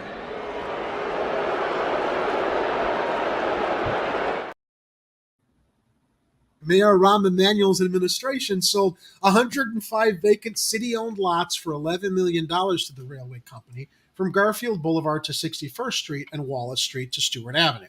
A redevelopment deal signed that same year gave the railway company oversight to shut down streets and alleys between the land the company owns. The company can permanently shut the streets to traffic as long as it follows city guidelines. The latest ordinance granting Norfolk Southern oversight of the streets and alleys stalled for months as Taylor tried to push railway leaders to study the lifelong health repercussions of inhaling soot and to employ more black employees from the community. Taylor dropped her efforts recently, saying she plans to hold the railway company accountable with community meetings. If the ordinance comes up for vote at City Council later this month, she plans on voting no, she said. Norfolk Southern needs to listen to my community and do what they have asked, Taylor said. I'm not working against the betterment of my community. I've gotten up to 2016. Hey, look who it is. Hey, it's Burger King. And Lopez Lopez banked some more back then. Yeah, so it's like, I mean, this is here we got even Jamie Andrade is Madigan getting made money. So collectively, I'm seeing that Madigan made at least, I mean, this is like, a couple steak dinners for him, like maybe $3,000 depending on where he's going to eat. And these candidates can feign ignorance. They're like, who doesn't love railroads? Of course I'm going to take their money. Yeah. The same railroads that won't give the railway unions the sick days that they were asking for, that the Democratic fuckheads in Congress decided to toss under the bus or under the train, and Biden tossed them under the train too. Yeah, Craig Winkle showing up in here a couple times. Dementia-addled president. Oh my God. Oh, hey man, those documents were in a locked garage next to my Corvette. He really thought that was going to play well and get a chuckle. People were like, "What? What? You're talking about your Corvette when you had classified documents in your garage that you never returned?" President Biden, I think he just makes up stories. So it's like even the people who support him are telling him, "Shut up, dude! Stop talking." But it's funny. What year was it? They said they were going to start making jobs, Jerry. I got to clarify something. I'm sorry. I misread Snork Y2K's comment. No, I didn't. He said police support. No. So my comment stands. Check out how much police support Norfolk Southern gets from Chicago. Now, you also asked, so I'm not clear on the confusion. And you said maybe. You were asking for clarification. Yeah, my speculation, maybe. Okay. Also allowing trains to stop for extra long time without getting a ticket. And you were saying, Ed? Yeah, that's a problem. I was asking, what year was it that they were supposed to create a bunch of jobs? Since 2014. 2014. Okay. All right. So, and this is Ed Burke again. Do these donations go past 2014 or do they end at 2014? No, they go like I said, they go back to the 90s. Okay. But I'm like, how far back do you want to go? It's like, we got like 100 and something pages of donations here. Yeah. Clearly, our elected representatives are working for somebody, and it ain't us. Oh, interesting. No. You must hear Obama's quote that he did not authorize Biden to have any classified documents of that level. I didn't hear that. You know what, Ed? Maybe they're getting ready to toss Biden under the train. Yeah, well, I think they were ready for that like a year ago. Then why run him? I mean, it was clear when they ran. Well, I know why. He was an easy dupe. He was a puppet. They were appealing to his ego, and they figured he could be easily managed. And they didn't bank on the fact that his senility would kick in early. Well, that and even with that, I think they would rather have Melty Joe keep limping along in his current situation than let Kamala play with the presidency before they're ready to install whoever they're choosing next. Dude, she thinks she's next in line. You think that they're gonna pull the rug out from under her too? Here's why I don't think they would. because she's as easily controllable as Biden was. I mean, I think the Biden administration is propped up by Obama and Clinton policymakers. Yeah, well, I mean, I think Harris was actually supposed to be the advocate for the Clinton campaign, since Clinton couldn't run again. Right. It's like she was supposed to be the choice. And she couldn't. And then she did so terribly in the primaries that they must have decided to change their track on that. But since she was already a known quantity, that's why they put her in as a VP candidate, so that it would. I've already. Well, there's a number of strategic reasons for that we don't have to get into here. Oh no, we will really quickly, and I want to get into, because I've said it before. I've basically outlined what it was all about. They wanted Harris to run because she was being groomed by Clinton, so she would be a continuation of the neoliberal policies of Clinton, and to an equal degree the Obama administration. She couldn't get one fucking delegate. And people saw how well hobbled she was by Tulsi Gabbard. That's the base. Yeah. So she dropped out, right? So keep in mind, the Democratic Party wanted her as their first choice for identity politics, and because she'll say anything and stand for nothing, which is what they want her to do. She'll do whatever she will operate at the behest of the Democratic establishment's wishes. So what better diabolical plot to formulate than, well, all right, well, let's get Joe. We'll get behind Joe. We'll derail the momentum of Sanders. We'll appeal to Joe's ego. We'll get Klobuchar and Buttigieg to drop out, give him their voters, because Joe ain't gonna last that long. And here's the punchline: we're gonna make Kamala Harris as vice president, because when he kicks the bucket and strokes out, we're gonna get what we wanted to begin with, because she's next in line. I really think it was that calculated, Ed. Because why would you go select a vice presidential candidate that really doesn't serve any function other than to A, appeal to identity politics, and B, couldn't put it in the bag, pull it out of the bag with getting her own any delegates during her presidential run, because she's so lazy and unqualified and incompetent. There he is. And she'll do what she's told without having to have little brain meds or a chip implant. Damn that, Elon. Stupid glitchy chip. Anybody see my keys? More good stuff from Snork Y2K. Snork Y2K, I am granting you the status of affiliate informant or affiliate contributor. Citizen contributor, Chicago Corner. I was looking for a link. However, if Biden is thrown out, Harris can be thrown out in 3 weeks for her holding prisoners as slave after time was up. Here's another point, though, Snork Y2K. They know that she was using prisoners in California as slave labor, and that didn't stop them from putting her in. That they're going to trot it out now just shows what hypocrites and how they're just moving pawns around the board. Because that's not news. That's one of the reasons I thought she was the most loathsome candidate to begin with. Because they didn't want to pay firefighters in California to fight fires. They decided that she was interfering with the process by which nonviolent offenders could get early release, because if they got out of prison early, they would lose their slave labor.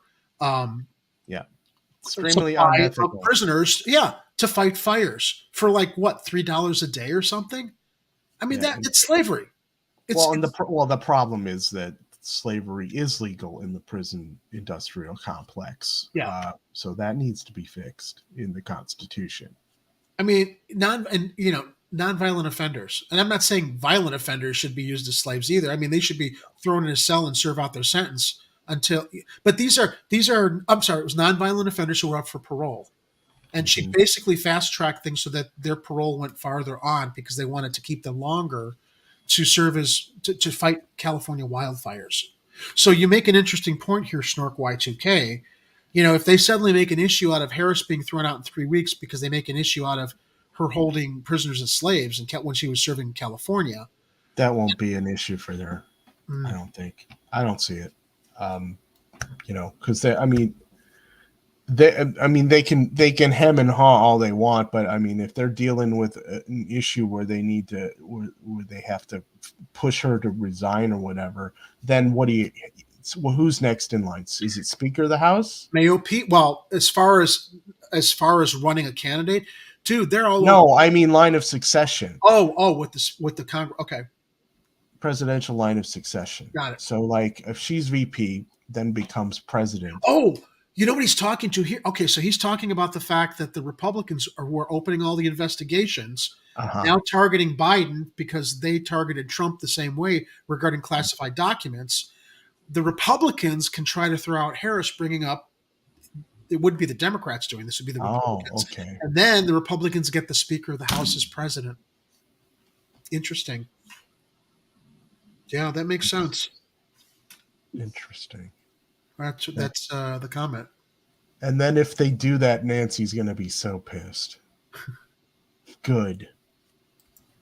I was supposed to be in line of succession for, I'm the most popular, famous insider trading drinker of the house. It's either all you had to do was force the vote, but now look at what you've done.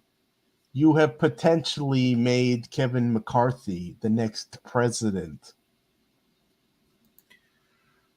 I don't know.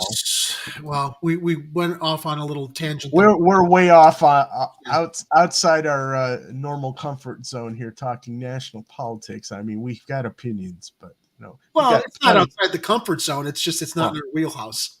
Well, that's what I mean. Yeah, we're comfortable talking about it, but we got so much going on in this city. Yeah, like these two clowns, Mayor Lori Lightfoot and Jesus the Stash Garcia, and I'm going to stop calling him Chewy. I'm going to call him Jesus the Stash, because that is a what do they call him? Cookie duster.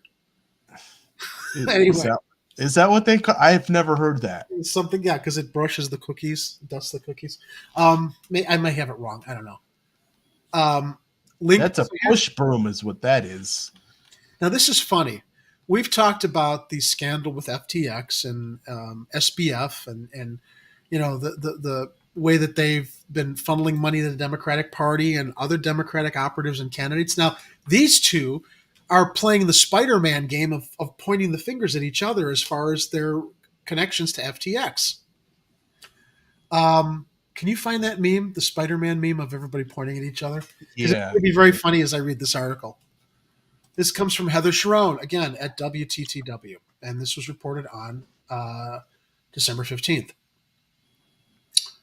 And it does kind of relate to, Garcia's entry into the race here. Mayor Lori Lightfoot and U.S. Representative Jesus the Stash Garcia, the frontrunners in February's election, according to a recent poll, are facing a barrage of criticism, here they are, for their links to the now indicted co-founder and crypto exchange FTX.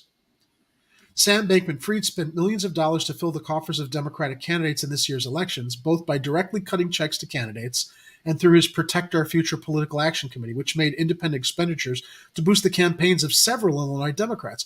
But Bankman-Fried, who was arrested last month, now faces an 8-count indictment that alleges he defrauded the firm's customers. We know the story. All right? Now, here's the juicy stuff. Bankman-Fried contributed $2,900 directly to Garcia's congressional reelection campaign, while Protect Our Futures spent $151,420 to send glossy mailers to residents of Illinois' newly redrawn 4th Congressional District touting Garcia's bid for re-election. So, okay, they tossed $2,900 to him, but they spent over $150,000 on his behalf touting his bid for re-election. That should come out of his campaign funds. Why is Protect Our Future spending that money direct? Lightfoot said Garcia would have to answer questions about his links to an alleged fraudster. It is fair game, Lightfoot said. I think the public deserves to have answers from him. It is not acceptable as a congressman, as a candidate for mayor, that he will not answer any questions directly. While Bankman-Fried did not contribute to Lightfoot's campaign, the mayor attended the May 10th opening of FTX's new office in the Fulton Market District and praised the firm's decision to donate $1 million to a Chicago nonprofit to fund a pilot program to give low-income Chicagoans $500 a month for a year as part of a basic income pilot program, which was means tested. Oh, wait, that's where the money came from? It didn't. Wait, hold on. It says he praised the decision. She praised his decision. Here we go. One more time. Wait. He did not contribute to her campaign, but she attended the May 10th opening of FTX's new office in the Fulton Martin district and praised the firm's decision, FTX's decision, to donate $1 million to a Chicago nonprofit to fund a pilot to give low-income Chicagoans $500 per month for a year as part of the basic income pilot program. I'm assuming that is that the same program or is it a different program? Have they talked about another program? I mean, we only know about the one that Lightfoot did. All right, let me continue. Through this new FTX pilot, we will be able to ensure that residents from underrepresented backgrounds can access cash assistance and innovative financial service and financial education in one place, Lightfoot said in a statement released by the nonprofit. Equity and Transformation. I thank FTX for partnering with EAT on this important initiative, Equity and Transformation. EAT, which will ultimately make our post-pandemic recovery that much more equitable and inclusive. She loves using those words. In September, FTX announced it would move its U.S. headquarters from Chicago to Miami. The collapse of FTX put the pilot program on hold, nonprofit officials said. Okay, so it's not where she got the money for this one. Okay. But it would have supplemented it and for another group of, $1 million isn't going to go far in a long amount of time. Oh, okay. Further in the story, it says it's not the same program. Right. Yeah. Well, we just clarified that as we read further. Now, the collapse of FTX put the pilot program on hold, nonprofit officials said. Lightfoot told reporters on Wednesday that I have no connection to Bankman-Fried or FTX. Yeah, but you were praising him for the $1 million he was going to throw into the city to solve the problems that could be solved with TIF funds. Or all this COVID aid that we talked about a story earlier that's supposed to be helping people, supposed to be directed towards pandemic recovery. Why are you praising the $1 million for this $500 pilot program that they're participating in when you've already started one that's based on means testing is not helping everybody because you're waiting for the money to come from Bankman-Fried? Now, while she said, I have no connection to Bankman-Fried or FTX, mayoral candidate State Representative Cam Buckner said both Garcia and Lightfoot should answer for their ties to FTX and Bankman-Fried. I told you, the reason why I praise rich people is because they can give me money to do things so I don't have to use the money I've already been given to do things. Her rainy day fund. Lightfoot's suggestion that here's the kicker, especially in light of everything that's been exposed now. Lightfoot's suggestion that cryptocurrency could help low-income Chicago residents show she is, quote-unquote, highly out of touch with Chicago's underrepresented communities and what we actually need to thrive, Buckner said in a statement. Buckner erroneously said the now bankrupt firm was connected to the city's effort to test whether guaranteed basic income in Chicago could alleviate poverty. That's what we just mentioned. Bankman-Fried and FTX have no role in the city's pilot program, which launched in July. Despite the mayor's charge about, Garcia's got to answer for that, what was it, $2,500 cheap donation. Garcia has spoken to several news organizations about Bankman-Fried and his campaign contributions. Garcia told WTTW News on November 22nd that he donated Bankman-Fried's contribution to charity after FTX went bankrupt and was caught by surprise by the independent expenditure made by his political action committee. We had no control, no coordination, no knowledge of it. We had no control, no coordination, no knowledge of it until we saw it was taking place in the district. I think that's his cadence and his diction, said Garcia, adding that he was intrigued by Bankman-Fried's focus on efforts to prepare for the next pandemic. Mayoral candidate Paul Vallis called on Garcia to return the funds that Protect Our Future spent to boost Garcia's campaign in a statement released Wednesday. However, that is not possible because neither Garcia nor his campaign ever controlled those funds, which were spent by the committee directly on mail advertisements. What a fucking mess. Are we, quote unquote, are we supposed to believe that this contribution had nothing to do with his position on the congressional committee that sets federal policy on cryptocurrency, Vallis said in a statement. And that's actually a very good point. Chicagoans are tolerant people, but they are not stupid.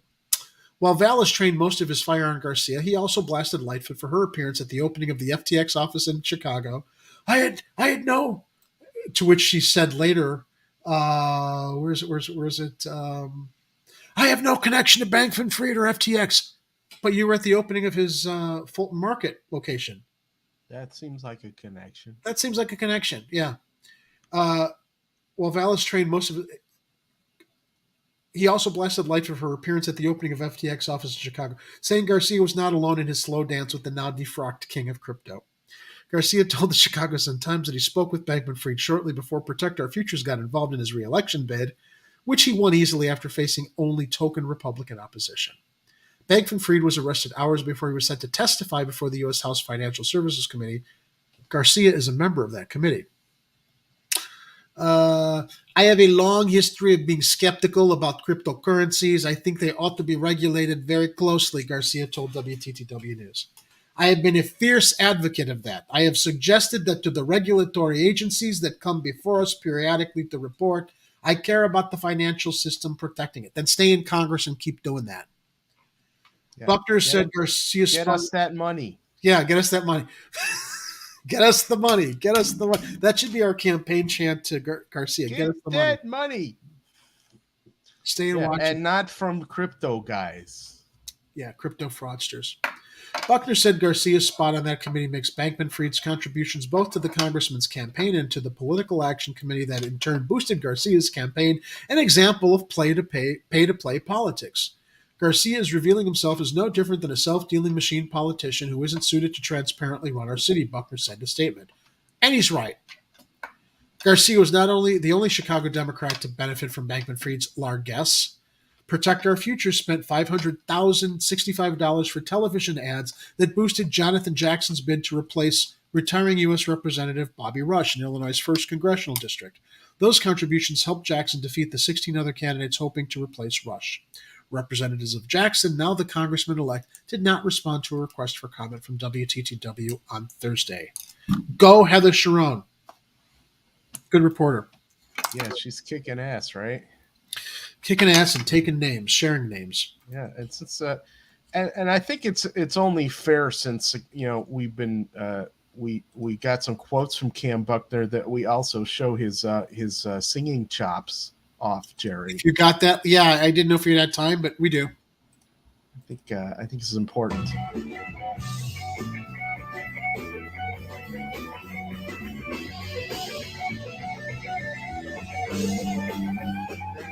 Now, let me be clear here. This is his Twitter account. It's public information. It's fair use for us to be showing this right now. That's right. Play it again. Play a little bit more.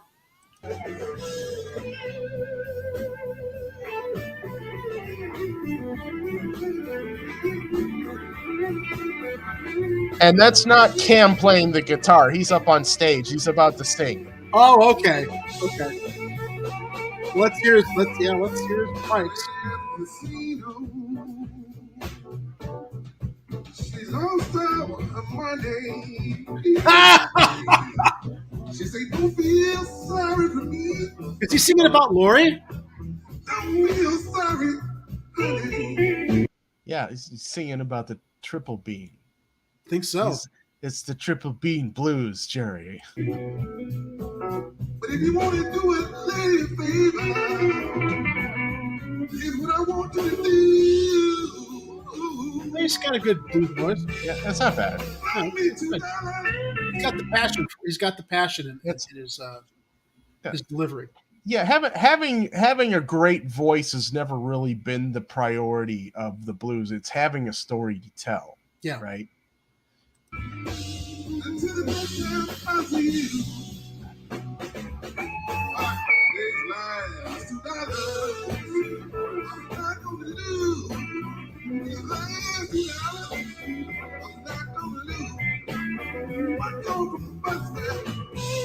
Okay, it costs more than $1 to take the bus, Cam. But okay, it's probably. Is he the one who's taking the bus all the time though because of his drunk driving conviction? Is he the one? I think. Yeah, I think he's the one. That's why he takes. I mean, great that he can take advantage of the virtues of public transportation, but I don't think that's a choice for him. Okay, well, I mean, either way, it's good. It's good to familiarize yourself with the condition of our public transportation system. It is. It is absolutely. But he knows how to turn. He knows how to turn lemons into lemonade. Yeah.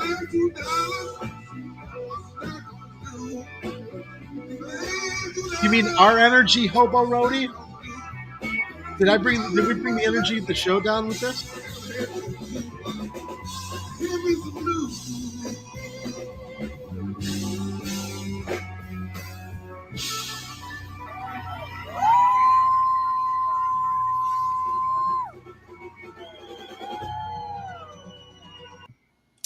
All right, so we had two other stories to close the show.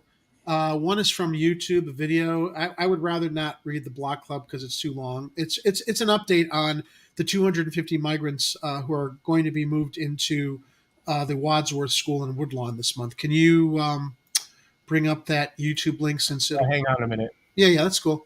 It'll play sound on your end. In the meantime, ladies and gentlemen, while we wait for that video to load.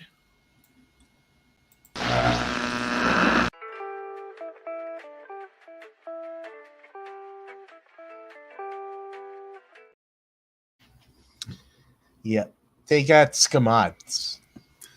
State, county, municipal offender data systems.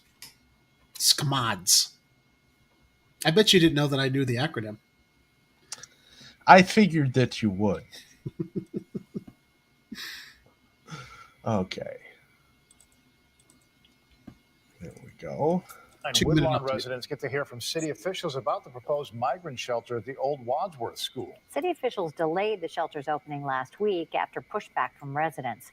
WGN's Jenna Barnes has more on tonight's meeting. Ray and Dina, this meeting got heated. Neighbors say they weren't invited to the table until the deal was already done. And the city is moving forward with its controversial plan to open a shelter here in Woodlawn in less than 2 weeks. Can you pause it for a second? The meetings. The controversy to me is not that they're opening a shelter for these migrants. I think they should. The controversy for me is like, how did you not have this money to help other people with homeless shelters? And we're talking about sleeping in the streets and under tents and under bridges all the time. To me, this is a response to the fact that she got caught shipping them to, what was that suburb? To, I forget. Was it, starts with a B? Starts with a B. I want to say Burr Ridge. I don't think it's Burr Ridge. I think it is Burr Ridge. Was it Burr Ridge? Okay, yeah. So let's get it straight. Abbott sends them to Chicago because he doesn't want them in Texas. Actually, I'm sorry. Abbott human traffics them to Chicago because that's literally kidnapping and taking them across state lines. It's trafficking. Mm-hmm. So Abbott traffics them to Chicago. Lori Lightfoot, talks about the virtues of Chicago being a sanctuary city, which I'm glad we are. But instead of making use of all the vacant housing, she sends them to Burr Ridge. But then suddenly, somehow, from when they arrived, they were able to figure out where $25 million came from to retrofit that school in Wadsworth to put the migrants there. Yeah, and I think it's we're putting the pieces together on this, Jerry. It's like, remember we were talking earlier about the rainy day fund. Yes. It seems like so the rainy day fund is for when Lori is having a rainy day, not when the rest of the city is having a rainy day. When there's a rainy day right before an election. Then she's got to clear up with sunny skies and show everybody now she's doing shit that she didn't do in the prior 4 years. So it's her rainy day responses to criticism about issues that are happening that she needs to deal with right away. Right. So apparently homelessness was not one of those. Never is. We have a team. The meeting started with an apology to a packed house of neighbors who feel ignored. I know we didn't get the ask right the first time we came before you, and for that, I am truly sorry. But that did little to convince this crowd to support the new shelter for migrants at the shuttered Wadsworth Elementary School in Woodlawn. Use helping other countries. Why don't you help the people that need it here? Thank you. The city announced that after a delay, Chicago's 12th shelter for new arrivals will open the week of January 23rd to a group of 250 single men and women, and then gradually increase in population after that. It's expected to operate for as long as 2 years. Why don't they put homeless people in there also, or at least, great, put the migrants in there. There's a lot of so the amount of migrants I've heard have been sent to Chicago, I don't think that amount would fill that building. So maybe if the city were smart, they'd say, yeah, we're putting the migrants here that need housing, and we're also going to open it up for homeless people in Chicago and figure out how we can help you guys too. How could they not even think about offering that? Or how about, grab another 25 mil for another vacant school or other building? Yeah. And, I'm being incremental here. It's like, why are we, it's her rainy day fund for her own personal image, for whatever pet project she thinks she needs to focus on at the moment, instead of understanding that we have a gigantic housing crisis going on. And the city is metaphorically burning down around her. Metaphorically. No, sir. No, sir. No, sir. You will stop speaking. You will stop speaking. You're full of crap. And that's the nicest thing that I can say. Okay, let's let her speak 2 then. years. I am, to say the least, freaking appalled at this fiasco. This is about making sure that this situation that was pushed upon us is safe for everybody. Organizers promised 24/7 unarmed security, guards at every door, and frequent visits from Chicago police. That we are not going to ignore the existing problems in the 3rd District. We are not going to take any resources. Oh, they're understaffed, though. How can you say that when they're so understaffed? We are not going to take away from the existing problems in the 3rd District. The shelter. Okay. That's empty promises. That's empty promises. And let's also be clear. These are immigrants, not prisoners. Oh, isn't it interesting how they're basically presenting them as such, though? It really bothers me that people in this community are assuming that, these migrants who've been shipped here are going to commit crimes in their neighborhoods, like the gangs infesting. It doesn't help when mainstream media sets that narrative. I agree. And although you could definitely lean on one of the networks, it's really all of them. Because all the migrants are coming from cartels to infiltrate this country and kill us all. That's what that one network will have you believe. And it's not that some of that isn't happening. It's just it's not a majority of what's happened. These are people fleeing the countries that U.S. policy has helped to disrupt. Fleeing countries that U.S. policy have helped disrupt and destabilize. Yeah, not everything is the saga of Lalo Salamanca or whatever from Better Call Saul. It's not. You can't. Isn't it funny that everybody? And you know what, too, Ed? That's I'm thinking of how everybody, with Al Capone, how Italians were marginalized that way. Every Italian had to be a gangster because of Al Capone, because of public perception. Or The Godfather. Yeah. Come on. It's yeah, sure. You want to make sure that things don't become violent in a situation where there's a whole bunch of people located in one place who might be a little frustrated with their situation. Fine. Don't treat them as prisoners, because they're not. Is opening as the city says it's running out of room to house migrants bused to Chicago from Texas and Colorado, reporting 7 more buses arrived last week, bringing the total to just under 4,000 migrants accepting shelter here. One group is being housed temporarily at the Northerly Island Visitor Center, a sign on the door saying it's closed until further notice. The mayor's office saying in a statement, as the city of Chicago continues to respond to this humanitarian crisis, and with shelter space being at capacity, it is out of necessity that we are using this site as a temporary shelter until other arrangements can be made with our local and community partners. The city has not said if those migrants will move to the Wadsworth shelter. My senior building is less than 75 feet from that front door. I have to go through the parking lot to get in there. Let me tell you something. That is not right. Tell Mayor Lightfoot she will not get my vote again. The Commissioner for Family and Support Services says the goal is to be done with the shelter in less than 2 years. And at that point, they would start the process on figuring out the future of this school. What do they mean to be done with it? They mean to have no longer have immigrants in there? Or to be done building it? Well, finish the retrofitting, I think. I mean, if they're classroom stuff, they want to build it into more of a housing situation. Maybe it means tearing down walls and making individual units, or tearing down walls and just having dividers like a lot of homeless shelters will provide in open spaces. I'm not sure. Okay. Well, that's the update with that. So since we talked about that not too long ago, and here we go, Kathy, local and community partners looking to profit on this. Stop privatization. Yep. Some contractors are getting a bulk of that amount of money that's going to retrofit that area or that shelter. All right. So our last story of the night, actually it has video too. And I was going to read from it. Should we run the video? Can you pop that up? I can try to cue that up. Yeah. Get it ready. This is our happy story of the night. Our positive story of the night.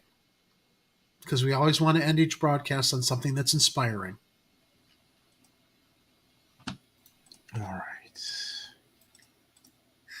Brandis, what began in an old remaining water tower after the Great Chicago Fire has since grown to 81 locations across the city. And after 150 years, the Chicago Public Library has some of its own stories to tell. And joining us to share some of them and what's ahead for the library is Chicago Public Library Commissioner Chris Brown. Chris Brown, welcome back to Chicago tonight. Happy 150th birthday to the Chicago Public Library. Yeah, it's our birthday. It is your birthday, so we are in the official 150th year. You know, famously, the Chicago Public Library did away with late fees a couple years ago. How's that been going?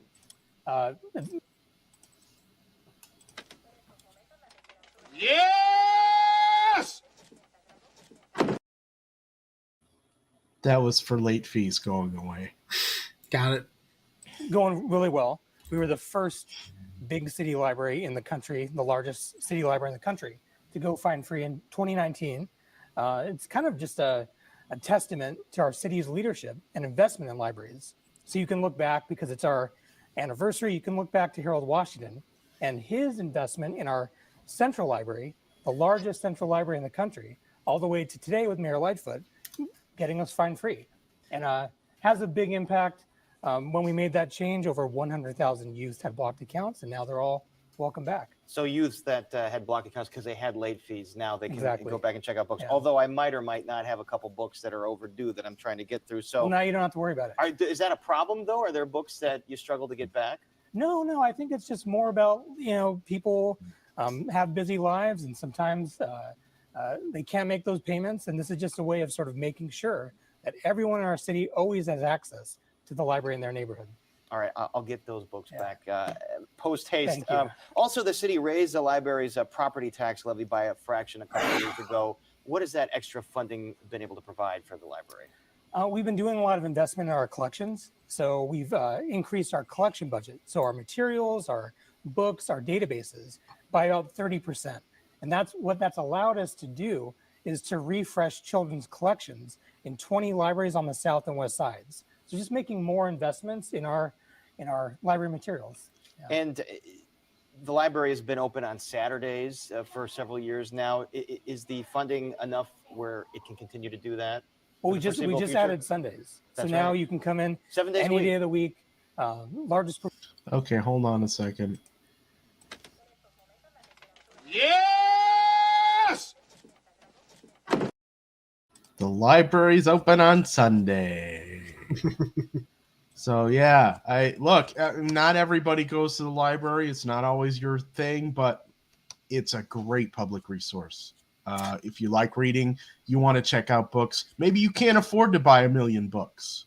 It's nice to be able to and do it when you can from your local bookstore. But the library, they get a lot of those books. You can check them out. You can read stuff. You can bring it back and read more stuff. I'll bet Tom Tresser's book is there. When I was a kid, before the days of the internet, and I'm really dating myself, I used to live in the Wilmette Public Library. I love to read, and after that, since there wasn't always a library nearby me when I got older, I used to also live in bookstores, Barnes and Nobles and Borders and stuff like that. But man, what an escape a library is, and what an opportunity here with their extra hours and the opportunities they're affording during their 150th anniversary. So, yeah. And Kathy's right about they get free Narcan in there. Every library is carrying it now. Yeah. So if unfortunately, if you're a situation, a person's having an overdose, you can go to a public library. Yeah. And get the thing that can possibly save a life. And that's our show. We're at 3 hours and 20 minutes. Do we not give you your money's worth here at Chicago Corner? Yeah, is this the longest one or the second longest show we did this week? Unless we're counting these mayoral forums that we're covering. I look, I don't mind. I mean, I'm actually really starving right now because I didn't have dinner, and I'm trying to figure out what's open for me to get dinner because I don't have anything in my fridge. I guess it looks like I'm going to be ordering a pizza from Chicago's Pizza. And I'm also going to kick back and watch Bernie Madoff on Netflix tonight, The Monster of Wall Street. That's going to be good. Yes, Pat, because I was thinking about spinach from Chicago's Pizza, a small one. Yeah, I'm making deep dish tomorrow. I got dough that I made yesterday, so it'll be 2 days dough in the fermenting in the fridge. Is going to be delicious. I'm sure it is. And one of these days, when I'm not juggling a million things before we go on the air on Fridays, I want to figure out how I can come by, grab some pizza. Or you've said it too. We should broadcast from the same spot sometimes, so you can bring the pizza, or I can come over there. Because if we do it here, then it's easy because then I'm making the pizza, we're serving it, and then we can even have just one of our cameras will be on mute, and Jerry will have his laptop at the table 5 feet away. Right, with our backs to each other. That's how we should do it. We'll be waving at each other. Hi, Jerry. People will see me behind you facing that wall, and then on my camera they'll see you behind me. That would be hilarious. And we'd just be off. We wouldn't be centered. We'd be just be a little bit that way. That would be great. We'll have to do that sometime. Ed, thanks as always, and thank you also for helping us on Sunday. Ed's going to help with camera operations when Kit and I are doing the intros, but the Sunday forum is really going to be about the forum. I don't feel the need to go herd candidates and ask them questions. We're going to get everything we need from the moderators at the forum, and Kit and I will maybe do a little bit of, I guess maybe commentary afterwards on our reflections on it. But Ed's going to be there helping operate the camera and help with text, so it should be a good day all around. Ed, anything else you want to say before I take us off? Just tune in on Sunday. Let me hit the button there. Here we go. People's Response Network Chicago Mayoral Forum this coming Sunday, January 15th, 2023, 2:30 p.m. Central Time at Quinn Chapel AME Church, 2401 South Wabash Avenue in Chicago. It is happening on Dr. Martin Luther King's 94th birthday. And if you cannot make the event in person, you can watch it right here on Chicago Corner. We'll be live streaming it. We certainly will. I'm going to be hauling my gear down to the Quinn chapel, setting up. We had, the live event we did, the food and toy drive over at the patio was a good dry run. It was the first time I hauled our gear out into the field beyond the Copernicus Center. Actually, it was the second time, but I think we've got it fine-tuned out. I've got it tuned to a science and knowing what we need, setting it up, and running smoothly. So, all right, that's it, everybody. Ed, as always, thank you. To everybody else out in our viewing audience, thanks for joining us tonight. Thank you for participating in the live chat. It's always important that we get your thoughts to integrate into our conversation here. As we go into the weekend, please, if you're not out at the Quinn Chapel AIM Church on Sunday, we will see you back here on next Tuesday. Watch the live stream of the Mayoral Forum hosted by the People's Response Network. Stay safe, watch out for each other, be vigilant. Please take care, and remember, if it's happening on the streets, you do hear about it here on Chicago Corner, don't you? Stay safe, Chicago. And good night. Get out. And don't come back until you've redeemed yourselves.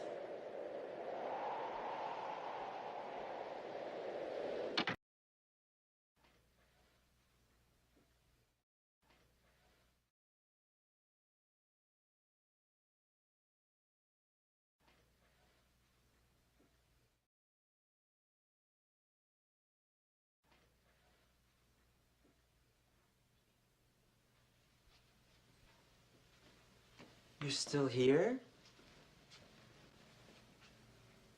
It's over. Go home.